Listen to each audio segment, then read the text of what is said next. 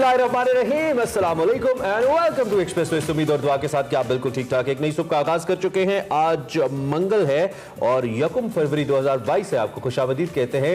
मैं हूं इमरान हसन। मैं हूं अर्मिला हसन। उम्मीद करते हैं जनाब ठीक होंगे और फरवरी का मंथ स्टार्ट हो गया है। कल हम बात कर रहे थे कि जनवरी, मुझे तो लगा बहुत लंबा चला, लेकिन इमरान को ऐसा बिल्कुल नहीं लगा। लेकिन स्टिल जी फरवरी बहुत लंबा चला। हाँ, बहुत लंबा है। ये उन लोगों को लगता है जिनको तनख्वाहों का बड़ा इंतजार होता है कि यार महीना खत्म ही नहीं हो रहा, क्योंकि अक्सर हम जो तनख्वाहदार लोग होते हैं हम महीने के पहले दिनों में तनख्वाह खत्म कर लेते हैं, फिर हम इंतजार करते हैं कि अब अगला महीना कब शुरू हो तो हमारी तनख्वाह। तो ये बहुत सारे लोगों का मसला, मेरे साथ ये मसला होता है क्योंकि फिर मुझे इंतजार रहता है। नहीं, हम सब एक ही उसके क्या कहना चाहिए, कश्ती के सवार हैं इस मामले में। तो खैर जी, बहुत ज़बरदस्त बात है। कल भी हमने वैसे जिक्र किया था, बहुत सारी जो प्राइवेट कंपनीज हैं उन्होंने वज़ीर आज़म की अपील पर अपनी तनख्वाहें बढ़ाने का फैसला किया। इट्स अ गुड डिसीजन और कम से कम तनख्वाहदार तबके के लिए थोड़ी सी मुश्किलात कम ज़रूर होंगी। अच्छा, फरवरी के हवाले से अर्मिला हसन साहिबा आज सुबह से कुछ रिसर्च कर बैठी हैं और मैंने नहीं कोई की रिसर्च, एक्साइटेड हैं। अच्छा, एक्साइटमेंट कुछ नहीं है क्योंकि फरवरी में नॉर्मली 28 दिन होते हैं और इसमें कुछ ऐसा नहीं यार, ऐसे इक्वेशन उसकी ऐसी है। चले ओके बताएं। मैं रुक गई हूँ इनको बोला। अच्छा, इक्वेशन उसकी कुछ ऐसी है जी। इस दफा आपको बताएं फरवरी की कि उसमें सारे जो दिन हैं वो 4-4 हैं, यानी कि पहले यूजुअली कोई दिन किसी महीने में 4 नहीं भी होते, लेकिन ये 28 ऐसे हैं कि सारे दिन 7 डेज 4 टाइम्स सारे आ रहे हैं। तो ये इस फरवरी की खुसूसियत है। अगर आप कैलेंडर पे देखेंगे, आप ही ने मुझे कहा था बाकी तालियां बजा रही हैं नाज़रीन और हाज़रीन, 4 बुध 4 ज़बरात, मतलब इक्वेशन इमरान ने आपको ऐसे एक्सप्लेन किया है। लेकिन उसके साथ साथ 4 इतवार है, that is the most important thing. 4 छुट्टियां तो पक्की हैं आपकी। धुंध भी बहुत ज्यादा है सुबह वैसे ना, अनएक्सपेक्टेड धुंध है, समझ नहीं आता कहां से आती है। कल धूप निकली होती है। एक्सपेक्टेड धुंध कौन सी नहीं, अनएक्सपेक्टेड धुंध लाहौर में अनएक्सपेक्टेड धुंध ही होती है। नहीं, एक्सपेक्टेड भी होती है। जिस दिन आपको धूप ज्यादा मिले उस दिन आप एक्सपेक्ट करें कि आपको। मुझे 2 जगहों से पता लगता है, या टेलीविजन स्क्रीन से या अपनी वॉशरूम की विंडो से के वाइल्ड अदरवाइज नहीं मुझे पता चलता। खैर, धुंध में एहतियात तो आपने बहुत जरूरी लाजमी करनी है। पहली बात है, लंबा सफर करें ही ना, जाए ही ना। अगर जा भी रहे हैं तो जरा गाड़ी वाड़ी चेक कर लें, गाड़ी आपकी सही होनी चाहिए, जो उसकी अगर फॉग लाइट्स हैं तो वो काम करनी चाहिए। विद दैट, फैमिली के साथ अगर आप ट्रैवल करें तो फिर स्पीड तो बिल्कुल भी नहीं ना करनी, मतलब स्पीड से नहीं जाना, खास तौर पे हाईवेज जो मोटरवेज हैं और रात को बंद भी कर धुंध में। वैसे हमने प्रैक्टिस में देखी है, लोग बहुत तेज ड्राइव करते हैं इस चक्कर में कि हम जल्दी पहुंच जाएंगे, लेकिन धुंध में आपको बिल्कुल एहतियात से ड्राइव करनी चाहिए और अपना इंडिकेटर डबल इंडिकेटर भी लगा ले तो जबरदस्त बात है। और सबसे बेहतरीन हल ये है कि अगर आप स्लो जाएंगे तो आप it's better late than never, slow जाएंगे तो उससे ज्यादा फायदा होगा। अच्छा, ये एक शुरू की बात, और एक आखिरी शुरू की बात करके दिन आपको हम हेडलाइंस और लाइनअप दिखाएंगे, और वो पीएसएल के हवाले से है। पीएसएल की सनसनी में पिछले कई दिनों से मिस कर रहा था। 2 के मैचेस तो हो रहे हैं, हाई स्कोरिंग मैचेस भी हो रहे हैं, लेकिन पीएसएल मशहूर है अपनी सनसनी खेजी की वजह से। और इफ्तिखार को कल देखा, इफ्तिखार को भी देखा, और साथ जो टिम डेविड है ना, जिन्होंने कल एक कैच पकड़ा है, जिनकी हाइट 6 फुट 4 इंच है, और उन्होंने कैच पकड़ के मुल्तान सुल्तान को मुसलसल तीसरी फतह दिलाई। That is marvellous. मतलब मुझे वो क्रिकेट का स्पिरिट कल नजर आया जो वापस आया कल पीएसएल के अंदर, कि लास्ट बॉल तक गेम चले एंड देन फैसला हो मैच का, और फैसला भी उस टीम के हक में ना हो जिसके हक में नजर आ रहा है कि बज़ाहिर ये जीत जाएगी। So it was a great game. और आज हमने इस पे भी बात करनी है, वेदर पे तो हम बात कर ही चुके हैं, और साथ साथ कोविड के हवाले से कोविड में आपको एहतियात करनी है। और कोविड के केसेस बढ़ रहे हैं, कुछ स्टैटिस्टिक्स आपके सामने आ रहे हैं लेटेस्ट एनसीओसी की जानिब से, और इन स्टैटिस्टिक्स के मुताबिक आपको स्टिल इस बात को मेक श्योर करना है कि आप SOPs को फॉलो करें, मास्क का इस्तेमाल करें। पॉजिटिव केसेस 5327 हैं और पॉजिटिविटी रेशो जो है 9.65% है, तो लिहाजा एहतियात करें, मास्क का इस्तेमाल करें। इन केस अगर आपने वैक्सीनेशन नहीं करवाई, फर्स्ट डोज ली हुई है, सेकेंड डोज लगवाएं, दोनों डोजेस को 6 मंथ से ज्यादा हो गया तो बूस्टर डोज लगवाएं। ये अभी आपके कहने पे एक बंदे ने आज तक नहीं लगवाई, हो सकता है, यू नेवर नो, रोज कहती हैं, यू नेवर नो। चलें जी, जिसने नहीं लगवाई वो आज लगवा लें और बताएं हमें कि हमने लगवाई। और अभी हम आगे बढ़ेंगे और आपको बताएंगे आज की हेडलाइंस। हुकूमत में इत्मीनान, ऑपोजिशन में इंतशार। स्टेट बैंक तरमीमी बिल के मामले पर ऑपोजिशन लीडर यूसुफ रजा गिलानी का इस्तीफा बिलावल भुट्टो जरदारी ने मुस्तरद कर दिया।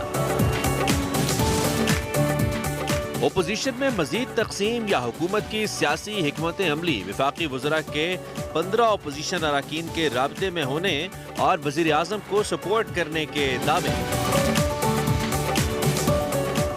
हुकूमत का आवाम के लिए बड़ा रिलीफ। वज़ीर आज़म ने अवामी मफाद में पेट्रोलियम मसनूआत 10 रुपए महंगी करने की समरी मौखिर कर दी।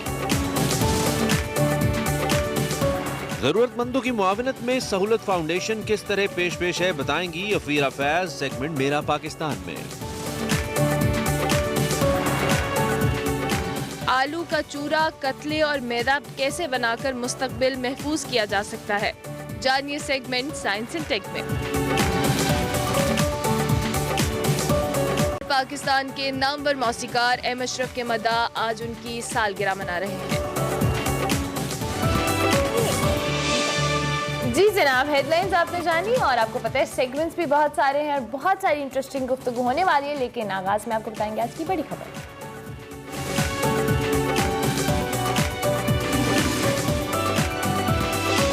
बड़ी खबर और सेनेट में स्टेट बैंक तरमीमी बिल की मंजूरी के बाद हलचल है, लेकिन ये हलचल इस दफा ओपोजिशन में नहीं है, हुकूमत में नहीं है, ओपोजिशन में है। ओपोजिशन जमातें खास तौर पर पीपल्स पार्टी शदीद तनकीद की जद में। हमने कल भी बात की थी, सेनेट इजलास में गैर हाजिरी पर वफाकी वज़रा सैयद यूसुफ रज़ा गिलानी, जो कि अपोजिशन लीडर भी हैं, उनकी तारीफें कर रहे हैं, उन पर हुकूमत को फ़ायदा पहुँचाने के दावे किए जा रहे हैं और बाकायदा यूसुफ रज़ा गिलानी साहब का तंज़न शुक्रिया भी अदा किया गया हुकूमत की तरफ से, हुकूमती बेंचेस की तरफ से। लेकिन अपोजिशन और खुद पीपल्स पार्टी के जो अरकान हैं वो सैयद यूसुफ रज़ा गिलानी को तनकीद का निशाना बना रहे हैं। इस तनकीद से कल दिल बर्दाश्ता हो गए सैयद यूसुफ रज़ा गिलानी और गुज़श्ता रोज़ सेनेट इजलास में पहुंचे, गैर हाजिरी पर अपनी वजाहतें दी और चेयरमैन सेनेट पर जानिबदारी का इल्ज़ाम लगाया, जिस पर चेयरमैन सेनेट को थोड़ा गुस्सा भी आया। अपनों की खामोशी पर भी नाराज़गी का इजहार किया और बताया कि मुखालिफिन के सख्त अल्फाज पर हैरान हूँ, अपनों की खामोशी पर रंजीदा हूँ। मौजूदा सूरत हाल में उन्होंने कहा कि मैं अपोजिशन लीडर नहीं रह सकता, इसलिए मैं अपना इस्तीफ़ा पार्टी क़यादत को भेज रहा हूं, मैंने भिजवा दिया है। और ज़राए के मुताबिक जो बिलावल भुट्टो जरदारी साहब हैं, चेयरमैन हैं पीपल्स पार्टी के, उन्होंने सैयद यूसुफ रज़ा गिलानी के इस्तीफ़े को मुस्तरद कर दिया और ये भी कहा कि सैयद यूसुफ रज़ा गिलानी की जमहूरियत के लिए खिदमात रोशन मिसाल हैं। ये रोशन खिदमात उनकी अभी रिसेंटली थी जब सिर्फ एक वोट से स्टेट बैंक तरमीमी बिल हुकूमत ने पास कराया था और यूसुफ रज़ा गिलानी आए ही नहीं थे इजलास के अंदर। दूसरी जानिब वफाकी वज़ीर दाखिला शेख रशीद साहब ने इंकशाफ किया है कि अपोजिशन के 14 से 15 लोग अंदर से इमरान खान के साथ हैं और हुकूमत को सपोर्ट भी करते हैं। वफाकी वज़रा के बयानात से पीपल्स पार्टी और यूसुफ रज़ा गिलानी के बारे में सहूलतकारी का तासुर इसलिए भी मजबूत होता नजर आ रहा है कि सेनेट में नून लीग के मुकाबले में पीपल्स पार्टी ने अपना अपोजिशन लीडर बनाने के लिए हुकूमत के सेनेटर से हमायत हासिल की थी और ये ओहदा अपने नाम किया। अब वफाकी वज़रा अपोजिशन लीडर के बारे में बयानात दे रहे हैं और अपोजिशन जमातों में जो एक कहने खलीज गहरी करने की कोशिश भी कर रहे हैं। या इस वाक़े में कोई हकीकत है कि पीपल्स पार्टी अहम मौके पर हुकूमत की सहूलतकार बनी है? इसी हवाले से बात करेंगे। हमारे साथ आमिर ज़िया साहब मौजूद हैं, उनसे हम बात कर लेते हैं। जी बिल्कुल साहब, गुड मॉर्निंग, कैसे आप? ठीक ठाक हैं जनाब? गुड मॉर्निंग, सुबह बखैर आप लोगों को। बहुत शुक्रिया अला सुबह आपने हमें ज्वाइन किया। और इस्लामाबाद और लाहौर की सुबह तो बहुत ठंडी हैं, लेकिन सियासी दर्जा हरारत कम होके नहीं दे रहा है और इस दफ़ा तनकीद की जद में है सैयद यूसुफ रज़ा गिलानी, साबिक वज़ीर आज़म, जिनको सुप्रीम कोर्ट ने नाअहल भी करार दे दिया था और फिर उसके बाद उन्होंने एक दफ़ा फिर जब सियासत के अंदर दोबारा बतौर सेनेटर एंट्री की तो उनकी एंट्री भी बड़ी धुआंधार थी, जिसको एक्सपेक्ट नहीं किया जा रहा था कि वो सेनेटर बन जाएंगे, लेकिन बन गए और इस बार तनकीद की जद में है। एक तो मैं अगर जर्नलिस्ट आपकी राय लूं, जो अपोजिशन की तनकीद है सैयद यूसुफ रज़ा गिलानी पर उनकी प्रेजेंस के हवाले से, क्या हम considering a genuine reason Syed Yusuf Raza Gilani को एक्सक्यूज़ किया जा सकता है कि जेन्युइनली उनका वो नहीं पहुंच पाए, या फिर वाकई जो अपोजिशन सोच रही है वो ही आप और मैं भी सोच रहे हैं, ऐसा है? एक तो खैर पाकिस्तान पीपल्स पार्टी भी हिज़्ब इख्तिलाफी का हिस्सा है। अब क्योंकि हिज़्ब इख्तिलाफ में कई मतलब आपके प्रोग्राम में भी इस पर गुफ्तगू हुई है कि बड़ा अदम इत्मीनान है और जरूरी नहीं कि पूरी हिज़्ब इख्तिलाफ की तमाम जमातों का साज एक ही धुन पर बज रहा हो, सबकी अपनी अलग अलग धुनें हैं और हर पार्टी के अपने अपने अगराज़ व मकासद है। तो उस पर यह कहना मैं समझता हूँ कि पीपल्स पार्टी, अगर पीपल्स पार्टी पे जो मुबैना इल्ज़ाम लग रहा है कि जी उन्होंने किसी हिकमत अमली के तहत टेक्टिकल सपोर्ट दी है, तो ये पहली मरतबा ऐसा नहीं हुआ है। माजी में आप देखेंगे कि एक तसलसल है पीडीएम से अलग होना, फिर जैसा भी आप अपने इब्तिदाई कलमात में फरमा रहे थे कि जिस तरह से ये मुंतखब हुए खुद, और जहाँ जब जब जरूरत पड़ी बड़ी कहते हैं ना कॉर्नर में हुकूमत आ गई, पीपल्स पार्टी ने एक हेल्पिंग हैंड दिया और सिर्फ पीपल्स पार्टी ने नहीं दिया बल्कि नून लीग ने भी दिया। नून लीग के भी आप अगर याद करें कि बाज़ जगहों पे ऐसी जगह पे वोटिंग की इन्होंने कि जहां पर लोग तवक्को नहीं कर रहे थे। एक तरफ तो उनकी क़यादत बड़ा तनकीद करती रही है, दूसरी तरफ जाके वो वोट भी देते रहे। तो ये जो एक मैं कहूँगा कि कौल व फ़ेल में तज़ाद है, ये कोई नया नहीं है और ये तमाम सियासी जमातों का दुर्रा इम्तियाज रहा है। पाकिस्तान पीपल्स पार्टी जो है वो मैं समझता हूँ कि ये जो भी फैसला है इंफरादी फैसला नहीं हो सकता, यूसुफ रज़ा गिलानी साहब बहुत कुर्बत रखते हैं आसिफ अली जरदारी साहब से, पीपल्स पार्टी की आला क़यादत से, खुद भी उसका हिस्सा है वो। तो जो भी हुआ है वो बड़ा सोचा समझी स्कीम के तहत हुआ है, मंसूबे के तहत हुआ है, और जो मकासद हासिल करने थे उन्होंने कर लिए। जी ठीक हो गया। आमिर जैद साहब, आपने कहा कि ये कोई मंसूबा बंदी थी और मंसूबे के हुआ जो भी मामला हुआ, लेकिन आप समझते हैं कि जो वफाकी वज़रा स्टेटमेंट्स दे रहे हैं, पहले भी हमने देखा था कि इस तरह के वाक़यात हुआ जब भी, तो बहुत सारे वफाकी वज़रा ने इस तरह की स्टेटमेंट्स दी, और यूसुफ रज़ा गिलानी के हवाले से स्पेसिफिकली उन्होंने कहा कि उन्होंने हुकूमत के जो बहुत सारे लोग इमरान खान को सपोर्ट कर रहे हैं, और इसी वजह से यूसुफ रज़ा गिलानी की जो गैर मौजूदगी है वो भी इसी सिलसिले की कड़ी है। आपको लगता है कि अपोजिशन जमातों के दरमियान जो खलीज गहरी होगी इस तमाम तर स्टेटमेंट से जो वफाकी वज़रा दे रहे हैं इस वक्त? पहली बात तो कि खलीज है। अब हुकूमत का जो काम है, हुकूमत के जो वज़रा, देखिए कई लेवल पे सियासत हो रही होती है, एक संजीदा लेवल होता है और एक जरा सा उसमें शरारत होती है, जिसको हम कहते हैं ना कराची की ज़बान में, मैं खैर इस्तेमाल नहीं करूंगा, कि छेड़ते हैं एक दूसरे को। अच्छा। तो ये बात कि एक तो खलीज है ही है, अब उसमें जो एक हुकूमत का हिस्सा है जो मैं समझता हूँ कि जो एक मजे ले रहे हैं उस चीज के, तो उसका वो जाहिर है कि वो कोई जुमला खाली नहीं छोड़ेंगे, और वो इस बात को जाहिर है कि एक्सपोज भी करेंगे और मजाक भी उड़ाएंगे, फुल्का भी उड़ाएंगे इसमें खिलाफ का, जो कि उड़ना भी चाहिए, क्योंकि एक तरफ जो है वो बड़ा जबरदस्त बिलावल भुट्टो जरदारी साहब कहते हैं हुकूमत को गिरा देंगे और हम एक मार्च करने निकल रहे हैं और पता नहीं क्या क्या करेंगे, फिर जमात इस्लाम के जो है सरबराह वो एक बड़ी सख्त बात कहते हैं, नून लीग की क़यादत बात कहती थी, कि जब अमल की बात आती है तो हमेशा की तरह वो जो मैं कहता हूँ कौल फ़िल में तज़ाद है कि आप कहते हैं है और हमारे असूल हैं, तो कई ना असूल होते हैं, सिर्फ और सिर्फ सियासी मफादात होते हैं, जिनके ज़्यादातर रिश्ते नाते जो होते हैं इनके अपने जो ज़ाती फ़वाइद से, कारोबारी फ़वाइद से और जो भी इनके मसाइल हैं उनसे जुड़े होते हैं। तो मेरे ख्याल हुकूमत जो ये कर रही है, हुकूमत के बाद गुजरा, तो ज़ाहिर है वो भी यही करेंगे, और अगर इस पे खिलाफ को मौका मिलेगा तो उनका भी यही रवैया होगा। ये कोई नया चीज नहीं हो रही हमारी सियासत में। ठीक है। अच्छा आमिर साहब, एक अगर हम एक सियासी, एक पॉलिटिकल कैरेक्टर की अगर बात करें तो वो भी तो कहीं एग्जिस्ट करना चाहिए ना। हमें तो बज़ाहिर ऐसा लगता है और कई मौके पे लगता है जब भी हुकूमत मुश्किलात का शिकार होती है कि हुकूमत को अपोजिशन ही चला रही है, और मैं ये माजरत के साथ अल्फाज इसलिए कह रहा हूँ कि उनके इक़दाम से ऐसा लगता है, जहाँ किसी कानून साजी का मामला हो, किसी किस्म के इलेक्टोरल, किसी किस्म के पोल का मामला हो, हुकूमत तमाम मुश्किलात पास करती चली जाती है। पहली हुकूमत है जिसने अलल ऐलान मिनी बजट लेके आई और उसको पास करवाया, IMF का मामला हो, स्टेट बैंक का मामला हो, कई मामलात हैं, सेनेटर्स का इलेक्शन हो।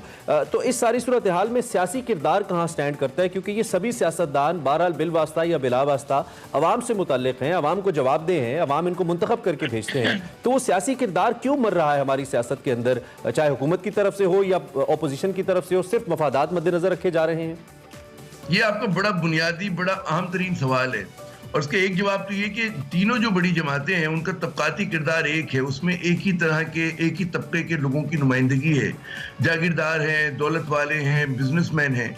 तो असल में जब तबकाती मफाद एक तरह से जुड़े हुए होते हैं तो इनके सियासी इख्तिलाफात भी नहीं होते, और वो जो उसका इजहार होता है वो भी मुख्तलिफ सूरतों में हो रहा होता है। तो एक तो मैं ये समझता हूँ कि तमाम सियासी जमातों का तबकाती किरदार क्योंकि एक है, तो पार्लियामेंट के अंदर ये जो भी फैसला साजी करते हैं ये अपने तबकाती मफाद को देखते हुए करते हैं।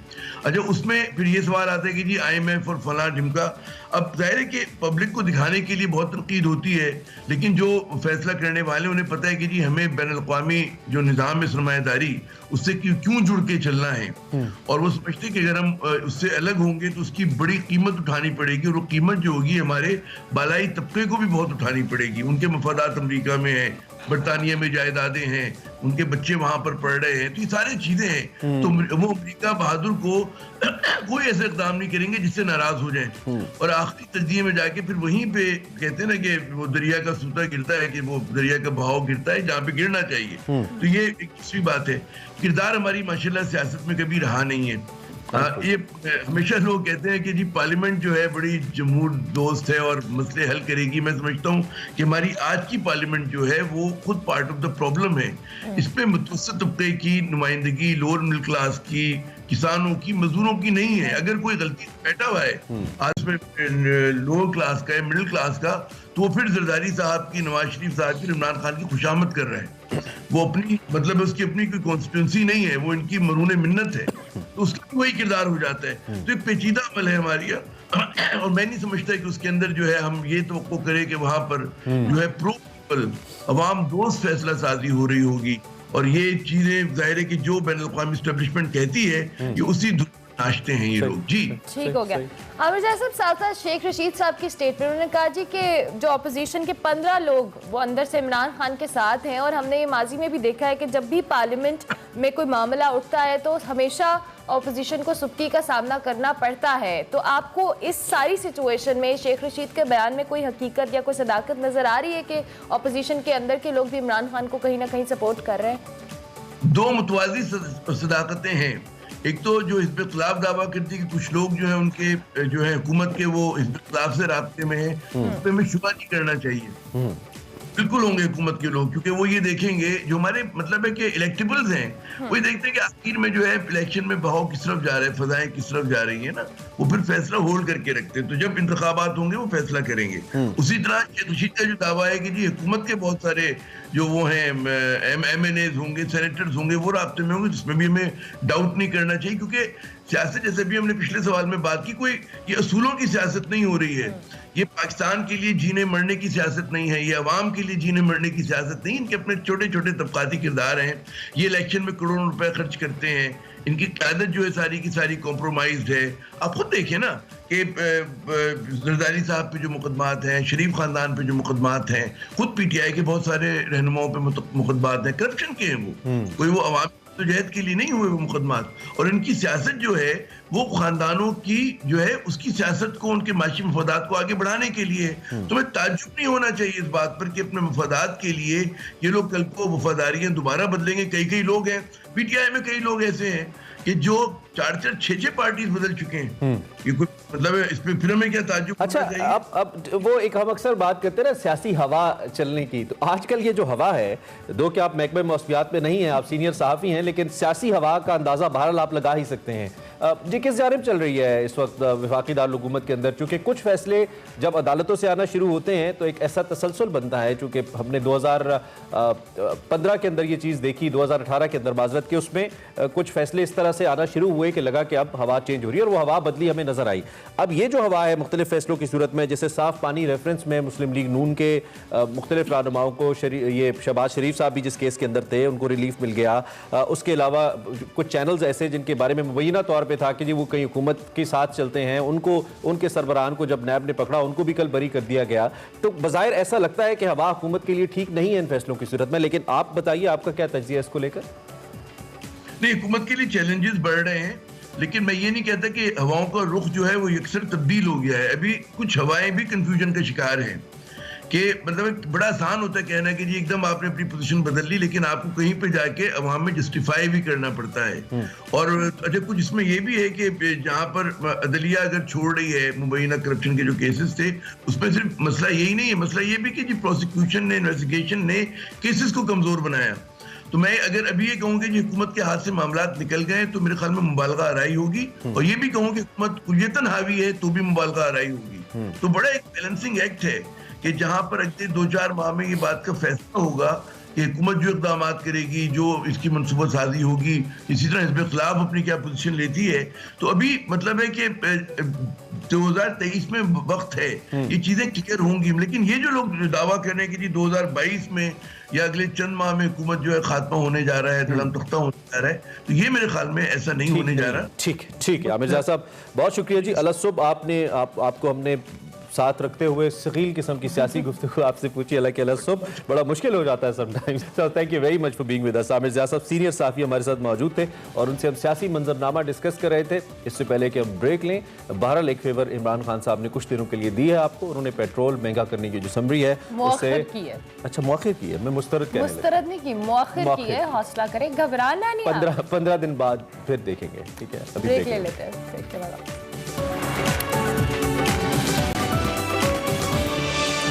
Welcome back to Expresso and we are back with our tea and आप आई होप कि हमारे साथ मौजूद है और PSL को एंजॉय कर रहे हैं। PSL 7 सनसनीखेजी शुरू हो चुकी है। मैं ये नहीं कहूँगा कि जारी है, शुरू हो चुकी है। मुझे कल सनसनी महसूस हुई बाकायदा तौर पर। क्वेटा के कप्तान सरफराज अहमद ने जी टॉस जीता, मुल्तान को बैटिंग की दावत दी, जो कि अच्छा फैसला नहीं साबित हुआ उनके हक में। मुल्तान सुल्तान्स ने मुकर्रर 20 ओवर्स में यानी कि 120 गेंदों पर 4 विकेटों के नुकसान पर 174 रन बनाए। शान मसूद 88 रन बनाकर नुमाया रहे। कप्तान मोहम्मद रिजवान की अगर हम बात करें मुल्तान की जानिब से अनबीटेबल टीम अभी तक, उसके जो कप्तान है अच्छा आगाज नहीं कर सके, बगैर कोई रन बनाए कल आउट हुए और ये बहुत अरसे के बाद हुआ रिजवान को देखते हुए। क्वेटा की जानिब से मोहम्मद हसनैन ने 2 विकेट्स हासिल की। दूसरी जानिब मुल्तान सुल्तान्स ने 175 रन के ताक़ुब में क्वेटा ग्लैडिएटर्स की टीम को 20वें ओवर में, जो क्वेटा ग्लैडिएटर्स की टीम थी वो 168 रन बनाकर आउट हो गई। यूं मुल्तान सुल्तान 6 रन से कामयाब हुए, लेकिन ये कामयाबी जिस बॉल पे हुई वो बड़ी शानदार थी। और इतना थ्रिल था इस मैच में, इसके ऊपर हम बात करेंगे। मिर्जा इकबाल बेग हमारे साथ मौजूद। बहुत बहुत शुक्रिया आपका, सुबह बखैर अरमला आपको भी और इमरान को। थैंक यू मिर्जा साहब। हम थ्रिल और एक्साइटमेंट की बात कर रहे थे और सनसनीखेजी की बात कर रहे थे जो कल के मैच में हमें बाकायदा तौर पर नजर आई। आपने कल का मैच किस तरह से एंजॉय? बड़ा नील बाइटिंग किस्म का मैच था और एंड तक ये समझ नहीं आ रहा था कि कौन सी टीम जीतेगी। अरमला, कल जिस तरीके से मोहम्मद रिजवान ने कप्तानी की और खास तौर पर उन्होंने जो ट्रम्प कार्ड खेला कि पावर प्ले में वो लेफ्ट आर्म स्पिनर खुशदिल शाह को, जो कि बैटिंग ऑलराउंडर है, वो बैटिंग उनकी ज्यादा बेहतर है बनिस्बत बॉलिंग के, उनको लेकर आए और उन्होंने 3 विकेटें ली। जो सबसे डेंजर मैन थे जिन्होंने इस टूर्नामेंट में अब तक अच्छी बैटिंग की है, एहसान अली, उनको उन्होंने आउट किया, विल स्मिथ को आउट किया और फिर उसके बाद सरफराज अहमद को। तो रिजवान की कप्तानी बड़ी अच्छी थी। क्वेटा ग्लैडिएटर्स ने गलतियां की, जिन गलतियों का उसे खमियाजा भुगतना पड़ा। अगरचे इफ्तिखार अहमद ने 13 गेंदों पर 30 रन बनाए, लेकिन लगता यही है एंड में सुहेल तनवीर और जेम्स फॉकनर का जो रन आउट था उसकी वजह से भी जो है वो खासा फर्क पड़ा, वरना वो छक्के मार लेते। और जो कैच था टिम डेविड का, बिल्कुल बाउंड्री लाइन के बाहर से उन्होंने गेंद को फेंका, अंदर आए। मैं समझता हूं कि अब सनसनी खेजी अपने नुक्ते उरूज पर आ गई है इस HBL PSL की, और जिस तरह से मुकाबले हो रहे हैं, सख्त मुकाबले हो रहे हैं और लोग पूरी तरह से एंजॉय कर रहे हैं। अगरचे तमाशाई कम होते हैं स्टेडियम में, लेकिन टेलीविजन पर पूरी दुनिया एंजॉय कर रही है। लेकिन हम जितने भी तमाशाई मिर्जा साहब जा रहे हैं ना, उनका हम ऑन एयर शुक्रिया अदा करना चाहते हैं। एक तो वो जा रहे हैं क्रिकेट देखने के लिए, लेकिन उनकी में महसूस नहीं होता है कि ये कम तमाशाई है। सो थोड़े से कराचीआइट्स भी अपना किरदार पूरा अदा कर रहे हैं। So thanks to all the audience. अब दूसरी जानिब आपने कप्तानी का चूंकि जिक्र किया तो इस वक्त एक जंग, मैं तो हमेशा से ये कहता हूं कि ये 6 कप्तानों की भी जंग है जो कि इस वक्त मैदान में उतारे गए हैं। और मेनली मुझे लगता है कि सरफराज अहमद जो कि पाकिस्तानी टीम को के बहुत जबरदस्त कैप्टन रहे हैं, उनके दरमियान और एक अपकमिंग शानदार कप्तान रिजवान, जिनके बारे में कहा जा रहा है कि बड़ी स्ट्रांग नर्व्स के मालिक है। इनके प्लेयर्स को कल छक्के लग गए, लेकिन स्टिल उन्होंने उसका हौसला बढ़ाया और कभी भी एक कहना चाहिए कि वो he doesn't let things go, ऐसा लगता है रिजवान। तो ये कप्तानों की जो जंग है, इसमें आप किस कप्तान को इस वक्त तक सुरखरू देखते हैं? क्या वो रिजवान ही है?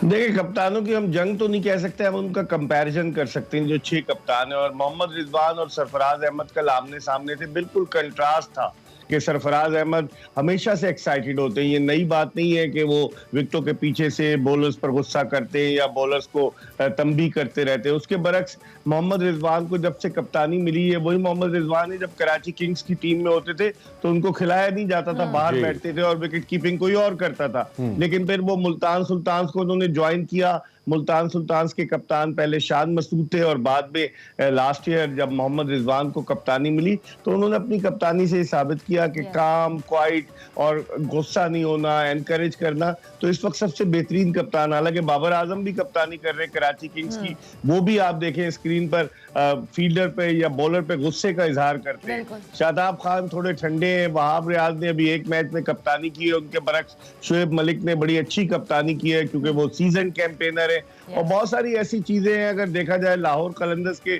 नए कप्तान है शाहीन शाह अफरीदी, अभी उनके बारे में कुछ कहना कब्ल वक्त होगा। लेकिन जो इमरान आपने तमाशाइयों की बात की, मैं तो डेली जा रहा हूँ, नेशनल स्टेडियम भी जाता हूँ, डबल मजदूरी करता हूँ। तो जब मैं वहां जाता हूँ जाकर के और फिर उसके बाद वापस एक्सप्रेस न्यूज जाता हूँ, मैं देखता हूँ कि स्टेडियम के बाहर लोग जो है VIP इंक्लोजर के बाहर लोग अपने बच्चों के साथ खड़े होते हैं, उनको जाने नहीं देते, तकरार हो रही होती है। अच्छा। वो PCB कहता है कि नहीं बच्चे नहीं जा सकते, लेकिन जब हम अंदर जाते हैं VIP इंक्लोजर में, जो मेन जहां पर के चिड़िया भी पर नहीं मार सकती, वहां हम देखते हैं कि बच्चे मौजूद है। अच्छा। तो ये पॉलिसी PCB को जो है वो खत्म करनी होगी कि गरीब का बच्चा बाहर खड़ा रहे और VIP का बच्चा अंदर चला जाए, ये ज्यादती होगी। एक स्ट्रेटेजी प्लान करें, क्योंकि बच्चों को शौक है। टेलीविजन पर जब मैचेस आते हैं तो बच्चे दीवाने वो शर्टें अपनी अपनी पसंदीदा टीम की पहन कर आते हैं उन्हें सपोर्ट करने के लिए। और बाहर साहब, ये बहुत अच्छी बात भी है कि बच्चों के अंदर खेलों का रुझान हो और बच्चे खेलों को पसंद करें, बजाय इसके कि गैजेट्स की जानिब जाएं या कुछ और ऐसी एक्टिविटीज की जाने जाए तो इसकी जिम्मेदारी किस पे है? ये जो गरीब और अमीर का फर्क क्रिकेट में भी रखा जा रहा है, वहां पे भी दो नहीं एक पाकिस्तान की बात लागू नहीं हो रही।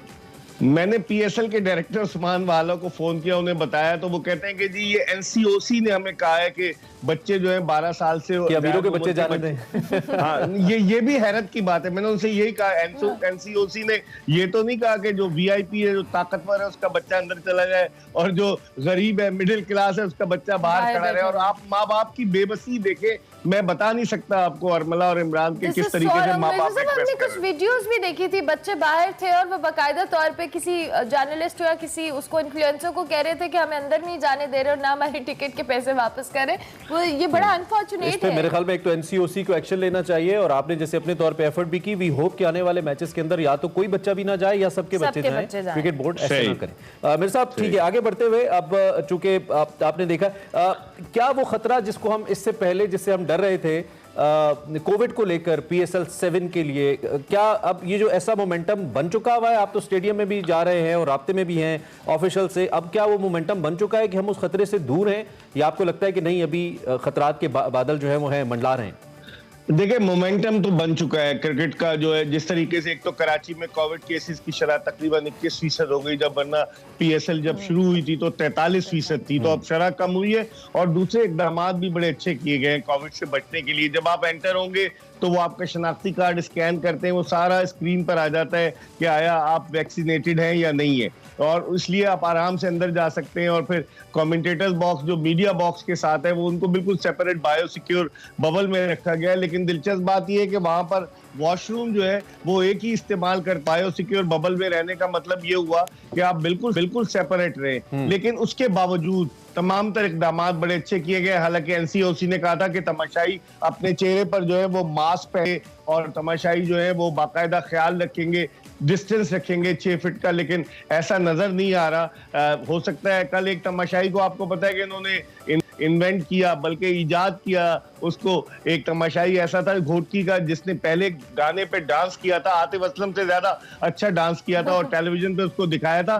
तो कल उसको लाके मैदान में उससे डांस करवाया जा रहा था। ये एक इन्वेंशन। अच्छा मिर्जा साहब, इस तरह की भी इन्होंने कोई एक पॉलिसी रखी है कि जो इस तरह की वीडियोस में या परफॉर्म करता हुआ स्टेडियम में नजर आएगा, उसकी वीडियो को PCB या PSL अपने ऑफिशियल पेज के ऊपर शेयर भी करेगी, ऐसा भी कुछ है?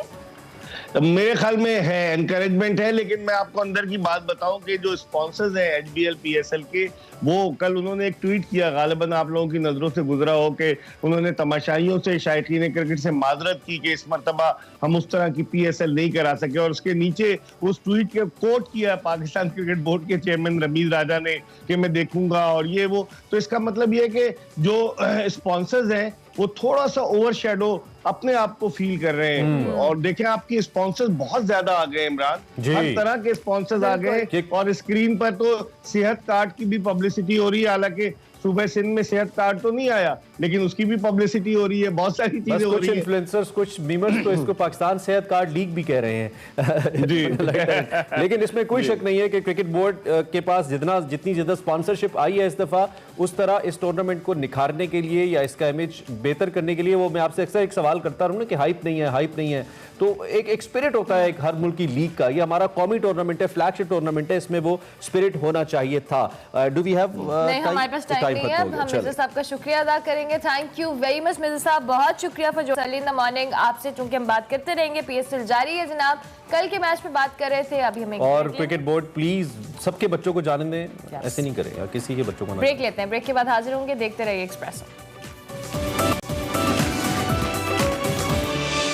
Welcome back to Expresso. कुछ देर पहले हम PSL के हवाले से बात कर रहे थे, अब हम कौमी क्रिकेटर शोएब मलिक को बर्थडे विश करेंगे, जो आज अपनी 41 बर्थडे सेलिब्रेट नहीं 21 41 Is he 41? माशाल्लाह शोएब मलिक जितने वो बेहतरीन क्रिकेटर हैं और T20 क्रिकेट में 10,000 रन बनाने वाले पहले पाकिस्तानी और दुनिया के तीसरे बैट्समैन भी हैं।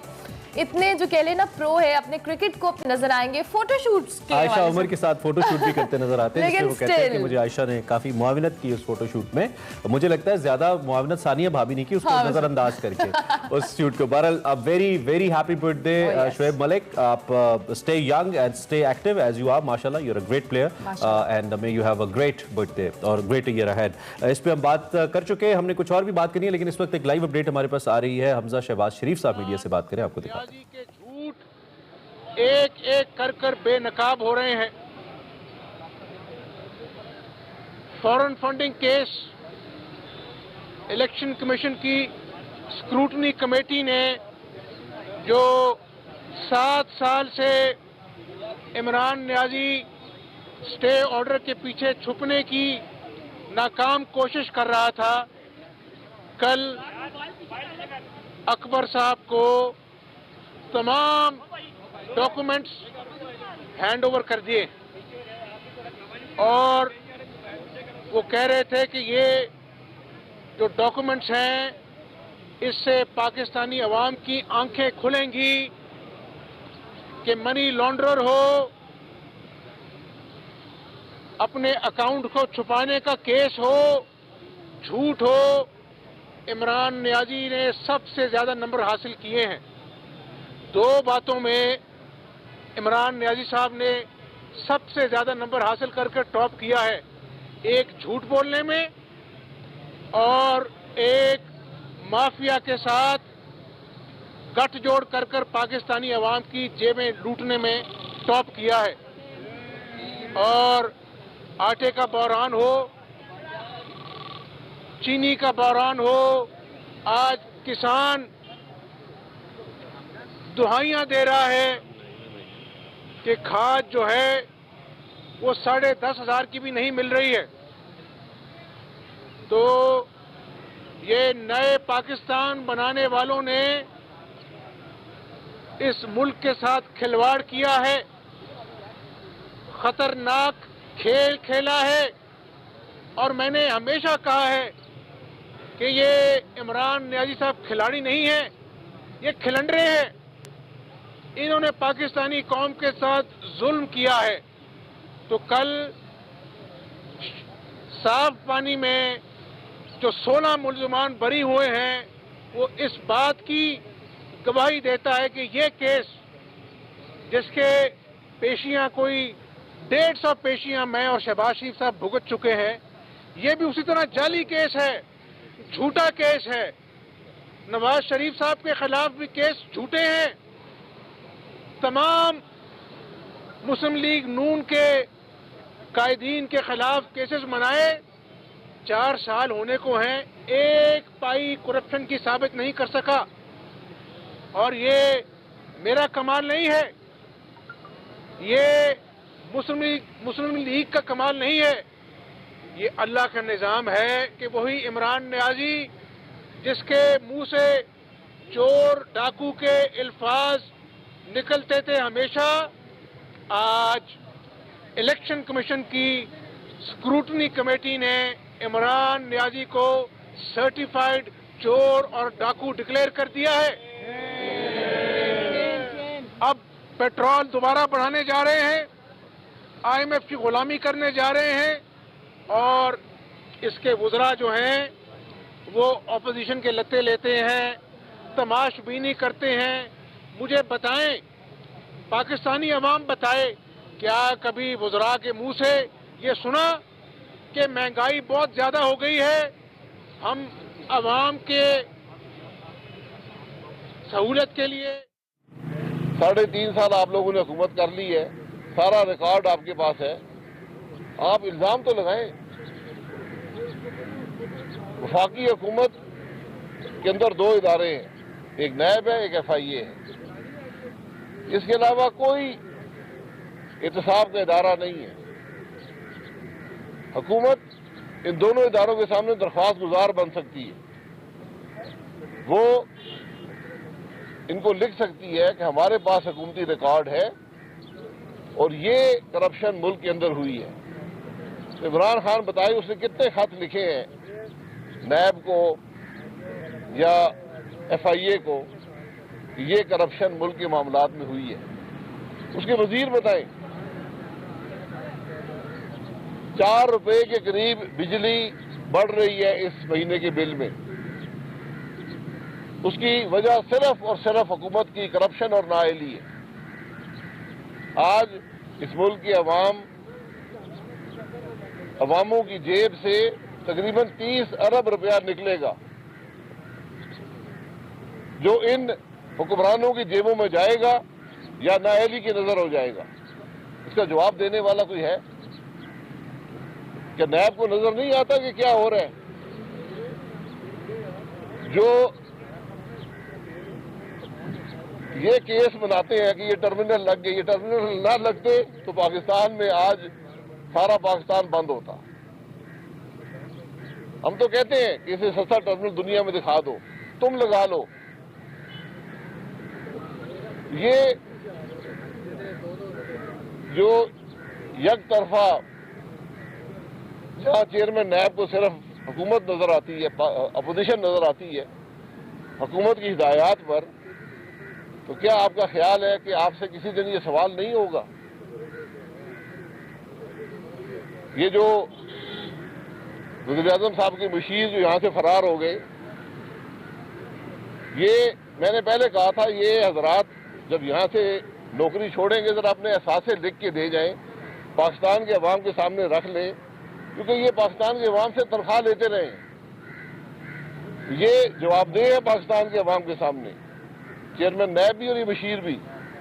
ये अपने जरा एहसास लिख के दे जाएं कि इनके एहसास हैं क्या, ताकि कल जब सवाल जवाब होगा तो रिकॉर्ड पर तो मौजूद हो कि ये क्या एहसास लेकर आए थे, क्या छोड़ कर गए हैं और इनके पास हकीकी एहसास क्या हैं। ये एहतसाब होता है, हिसाब नहीं, ये नहीं होता कि जाली केस बनाएं। आप जजमेंट्स पढ़ें जो चंद दिनों में आई हैं कि क्या लिखा है अदालतों ने नैब के केसों के बारे में। बहरहाल ये तमाशा सियासत को तोड़ने मरोड़ने का ये नैब ने करना है, क्योंकि चेयरमैन नैब डेली बेसिस पे लगा हुआ है, उसने अपनी नौकरी बरकरार रखनी है, तो ये तमाशा लगा रहेगा, हम भी आते रहेंगे, आपका काम भी चलता रहेगा।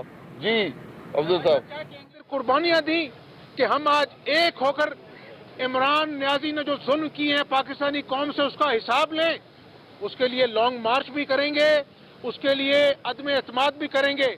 और ये रोज मजाक उड़ाते हैं अपोजिशन का, इसके जो 9 रत्न हैं उनको मैं बता दूं, ये अपोजिशन का मामला नहीं है। आप लोग अल्लाह की पकड़ में हैं, क्योंकि आपने खुदा की मखलूक के साथ जुल्म किया है, उसको रुलाया है, उसको सताया है, उसको महंगाई की चक्की में पीस दिया है। तो इंशाअल्लाह इस वक्त हमजा शहबाज और शाहिद खाकान अब्बासी, जो कि दोनों मुस्लिम लीग नून के रहनुमा हैं, मीडिया से बातचीत कर रहे थे। एज यूजुअल हुकूमत पर तनकीद कर रहे थे। इस हवाले से आपको आगाह करते रहेंगे। Yet we have to go for a break. Yes, break लेंगे, ब्रेक के बाद हाजिर होंगे। आप देखते रहिए Expresso. Welcome back to Expresso. अब बात करेंगे कुछ क्लाइमेट चेंज के हवाले से, और मौसमियाती तब्दीलियां दुनिया भर की तरह पाकिस्तान को भी मुतासिर कर रही हैं। पाकिस्तान में जो मौसमियाती रिकॉर्ड है उसमें साल 2021 मुल्क की तारीख का 7वां गर्म तरीन साल रहा, जबकि महकमा मौसमियात के मुताबिक 2021 में पाकिस्तान के मामूल का जो औसत दर्जा हरारत था वो 23.43 सेंटीग्रेड था, जबकि सिर्फ शहर कायद की अगर बात की जाए तो सालाना एवरेज जो बारिश रिकॉर्ड की गई वो 242.3 मिलीमीटर रिकॉर्ड की गई। और कराची मौसमियाती तब्दीली से सबसे ज़्यादा मुतासिर हो रहा है। 2015 में कराची में आने वाली जो हीट वेव थी उससे कई कीमती जानें ज़ाया हो गई थी, और इस हीट वेव के पेश नज़र कराची से ताल्लुक़ रखने वाले शहजाद कुरैशी साहब ने क्लिफ्टन कराची में 3 एकड़ पार्क पर अर्बन फॉरेस्ट बनाया है, और ये शहर कायद में अपनी नौयत का पहला अर्बन फॉरेस्ट था। ऑब्वियसली शहर कायद में दरख्तों के हवाले से इनकी दोबारा अफजाइश भी की जा रही है, और इन दरख्तों और पौधों की वजह से ना सिर्फ माहौल बेहतर होगा बल्कि वो परिंदे भी वापस लौट रहे हैं जो जंगलात खत्म होने की वजह से यहाँ का रुख नहीं करते थे। बिल्कुल, और मौसमियाती तब्दीली का यकीनी तौर पर एक ऐसा चैलेंज है ये जिसका मुकाबला हम सब ने खुद मिल के करना है, एज अ नेशन करना है। वज़ीर-ए-आज़म इमरान खान का जो क्लीन ग्रीन पाकिस्तान प्रोग्राम है, इसमें भी ज़रूरी है कि हम हुकूमत का साथ दें, चूँकि हमारे लिए मौजूदा सतह पे नहीं बल्कि आने वाली नस्लों के लिए भी बहुत ज़्यादा इम्पॉर्टेंट है इसका कामयाब होना। इस वक्त हमारे साथ अर्बन फॉरेस्ट के बानी शहजाद कुरैशी, जिनका हमने जिक्र किया, हमारे साथ मौजूद। Doing a national service, so it's important to have him, और उनसे जाना जाए कि एक तो उनका आइडिया कितना बेहतर काम कर रहा है और मजीद उनके क्या इरादे हैं। Shahzad, thank you very much, such a great job, बहुत ही ज़बरदस्त आपने इनिशिएटिव लिया और अल्हम्दुलिल्लाह उसमें काफ़ी हद तक आप कामयाब भी हो रहे हैं। सबसे पहले तो इस आइडिया को लेकर हमें बताइए, कराची जैसे इतने डेंस पॉपुलेशन वाले शहर के अंदर इस आइडिया को लेकर आना एंड देन एग्जीक्यूट करना, इट्स सच अ जॉब, कैसे कर लिया आपने? अस्सलाम, thank you for inviting me here. शुरू किया था जब ये आज से तकरीबन 6 साल पहले ये कॉन्सेप्ट, एक फॉरेस्टिंग का एक नया मेथड था जिसको हमने कहा ट्राई करते हैं कराची में। तो उस वक्त ज़ाहिर नहीं पता था कि कैसा चलेगा, क्या होगा, बट हिम्मत की, कोशिश की, थोड़ा लोगों को साथ मिलाया और आज 6 साल बाद ये है कि ना सिर्फ ये कि वो पार्क जहाँ पे हमने फॉरेस्ट लगाया है और वो बेहतर हो गया है, बल्कि हम 20 डिफरेंट इम्प्लीमेंटेशन यहाँ कराची में कर चुके हैं और पूरे पाकिस्तान में मुख्तलिफ शहरों में, लाहौर, इस्लामाबाद, फैसलाबाद, सब जगह हमने इसके ट्रायल और पायलट्स भी लगाए। और लकीली ये आवाज़ जो है वो हमारे वज़ीर आज़म तक भी पहुँच गई और उन्होंने भी पिछले साल ये अनाउंस किया कि वो अब शहरी इलाकों में ख़ास तौर पे ये जो मियावाकी मेथड से फॉरेस्ट लगाने का ट्रायल था उसको आगे बढ़ाएंगे और कोशिश करेंगे कि हम जो क्लाइमेटिक कंडीशंस की जो एक्सट्रीम्स हैं जो हमारे पास आने वाली हैं, आ रही हैं ऑलरेडी, उनको काउंटर करने में हमें मदद देगी। तो शुरू कर दिया है, देखिए कहाँ तक लेके जा सकते हैं इसको। ठीक हो गया। अच्छा शहजाद साहब, जिस तरह से आपने इसका ऑब्वियसली बताया कि आपने किस तरह से कराची के अंदर शुरू किया, ये जो अर्बन फॉरेस्ट है इसको किस तरह से कौन कौन सी चीज़ें हैं, किन फैक्टर्स को आपने यहाँ पर मद्देनजर रखा? ऑब्वियसली क्लाइमेट चेंज पाकिस्तान समेत दुनिया भर के लिए एक चैलेंज है। When it comes to Pakistan, obviously हमने कराची को भी डिस्कस किया। सो किन फैक्टर्स को आपने मद्देनजर रखा है, इसकी देखभाल, इसके अलावा जो आम लोग हैं वो किस तरह से इसमें कंट्रीब्यूट कर सकते हैं? देखिए, कुदरती आफात जो हैं वो तो आनी है। ये एक अभी इस फैक्ट से कोई डिनाई नहीं कर सकता कि जी हमें बेशुमार दरख्तों के दरमियान घिरावा होना चाहिए। जहाँ भी शहरी आबादियाँ हैं, जहाँ भी आबादी रह रही है, उन्हें दरख्तों के साथ रहना चाहिए और बहुत सारे दरख्तों के साथ रहना चाहिए। कराची इस वक्त उसका ट्री कवर है 1%, बल्कि उससे भी कम, 1% से भी।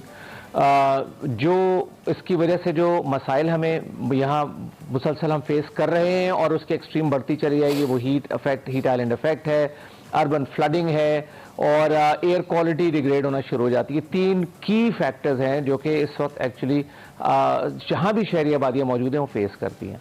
तो इसको आगे बढ़ाने के लिए ये एक कॉम्प्रीहेंसिव पॉलिसी ना सिर्फ बनानी है बल्कि इमीडिएटली एज अ क्राइसिस उस पर एक्ट करना है कि जी हम अपना ट्री कवर अपने शहरों का बढ़ाएं, ना सिर्फ कराची बल्कि ऑल द सिटीज़ जहाँ पे लोग हम मौजूद हैं। Lahore obviously always goes through this periodically. पिछले 5 साल से हम देख रहे हैं कि एयर क्वालिटी जो है वो दुनिया की बदतरीन एयर क्वालिटी जो है वो डिक्लेयर्ड है लाहौर की at that given time, because उनका अपना ट्री कवर बहुत कम हो चुका है। सो ये एक इसमें ज़ाहिर सारी लोगों को ही मोबिलाइज करना है, शहरियों को भी मोबिलाइज करना है, जो इदारे इस चीज़ के जिम्मेदार हैं उनको वापस जगाना है कि बराए मेहरबानी आप इसको ज़रा सीरियसली ले लें, क्योंकि अदरवाइज तो हम हर साल जो है वो मुख्तलिफ आफात में घिरे रहेंगे और जिसे कहते हैं चैरिटी का ही काम करते रहेंगे सारी उम्र। बिल्कुल ठीक है। तो इसमें मेवाक तर्ज के जो जंगलात की आपने बात की, पंजाब हुकूमत ने तो इस पे खबरों की हद तक तो कम से कम मुझे मालूम है, प्रैक्टिकली मैंने देखा नहीं है, कुछ इस पे इनिशिएटिव्स लिए हैं और लास्ट टाइम इसको इनॉग्रेट भी किया गया लाहौर में। लेकिन अभी अगर हम यहाँ पे बात करें आपके कराची के अंदर, तो क्या ये सिर्फ आप ही का बतौर इंडिविजुअल ये प्रोजेक्ट है? इस पे क्या किसी ओहदेदार, हुकाम, सरकारी सतह पर आपकी बात हुई है या आपने ये पायलट प्रोजेक्ट पिच किया है कहीं पे कि इसकी बेस पे? क्योंकि जब तक हुकूमती सपोर्ट नहीं होगी, ज़मीन का बहुत बड़ा इशू है और कराची इतनी ज़्यादा आबादी हो चुकी है कि वहाँ पे तो अब इंसानों का रहना भी संभव मुश्किल हो रहा है, इतना ज़्यादा। वो कहते हैं ना, हम एक कॉन्क्रीट का जंगल बन गया हुआ है। तो इसको फिर कैसे पॉसिबल हो पाएगा? आपकी बात हुई है? जी, कोशिश कर रहे हैं। पिछले 1.5-2 साल से मेरी कोशिश यही है कि अब एक पायलट अच्छा हो गया, जो पार्क हमने बनाया है वो एक्चुअली एक बहुत ही सस्टेनेबल पार्क का मॉडल है। ठीक है। एक ऐसा 3 एकड़ का पार्क जहां पानी हम नाले का इस्तेमाल करके दरख्तों को उससे ग्रो करते हैं। उसमें हमने 36,000 दरख्त लगा दिए हैं ऑलरेडी। उसमें एक ऑर्गेनिक वेजिटेबल पैच मौजूद है जहां से सब्जियां 3 साल से मोहल्ले को बांटी जा रही हैं। वहां मोहल्ले का कचरा आके कंपोस्ट हो जाता है, सेग्रीगेट हो जाता है।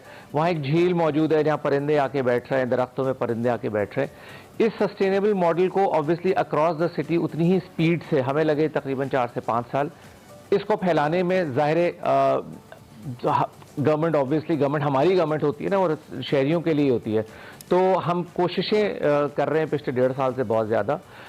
इक्का दुक्का आवाज़ आती है कि मेवाकी बेस्ड कुछ फॉरेस्ट लगने की कोशिश है। हमारी एक यूनिवर्सिटी है, इंजीनियरिंग यूनिवर्सिटी, उन्होंने कुछ कोशिशें की हैं, बट शहर में और इसके अलावा कोई ऑर्गेनाइज वो नहीं है। हमने खुद लगाए हैं 20 छोटे दरमियाने बड़े forest in the city, but it hasn't gone out.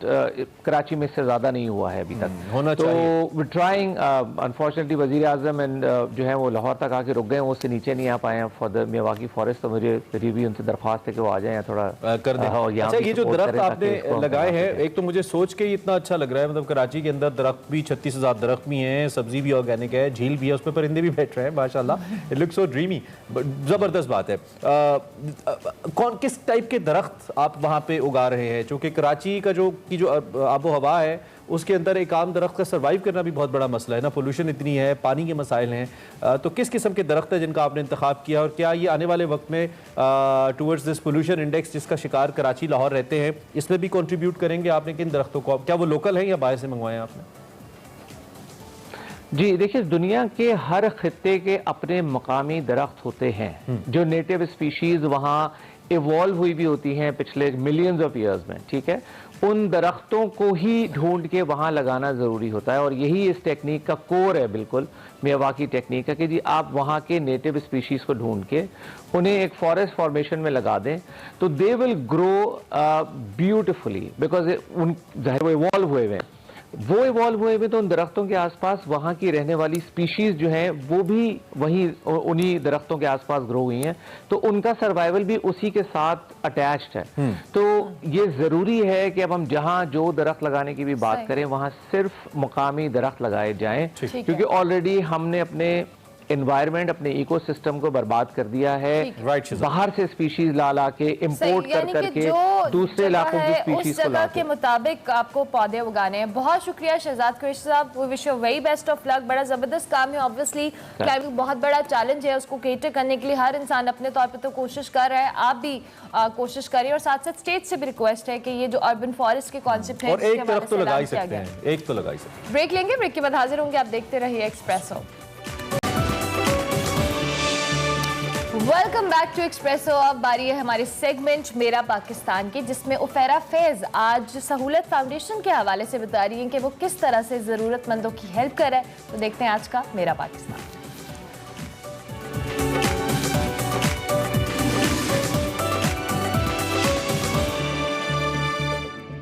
अस्सलामुअलैकुम नाज़रीन, सेगमेंट मेरा पाकिस्तान में मैं हूं आपकी होस्ट उफेरा फैज।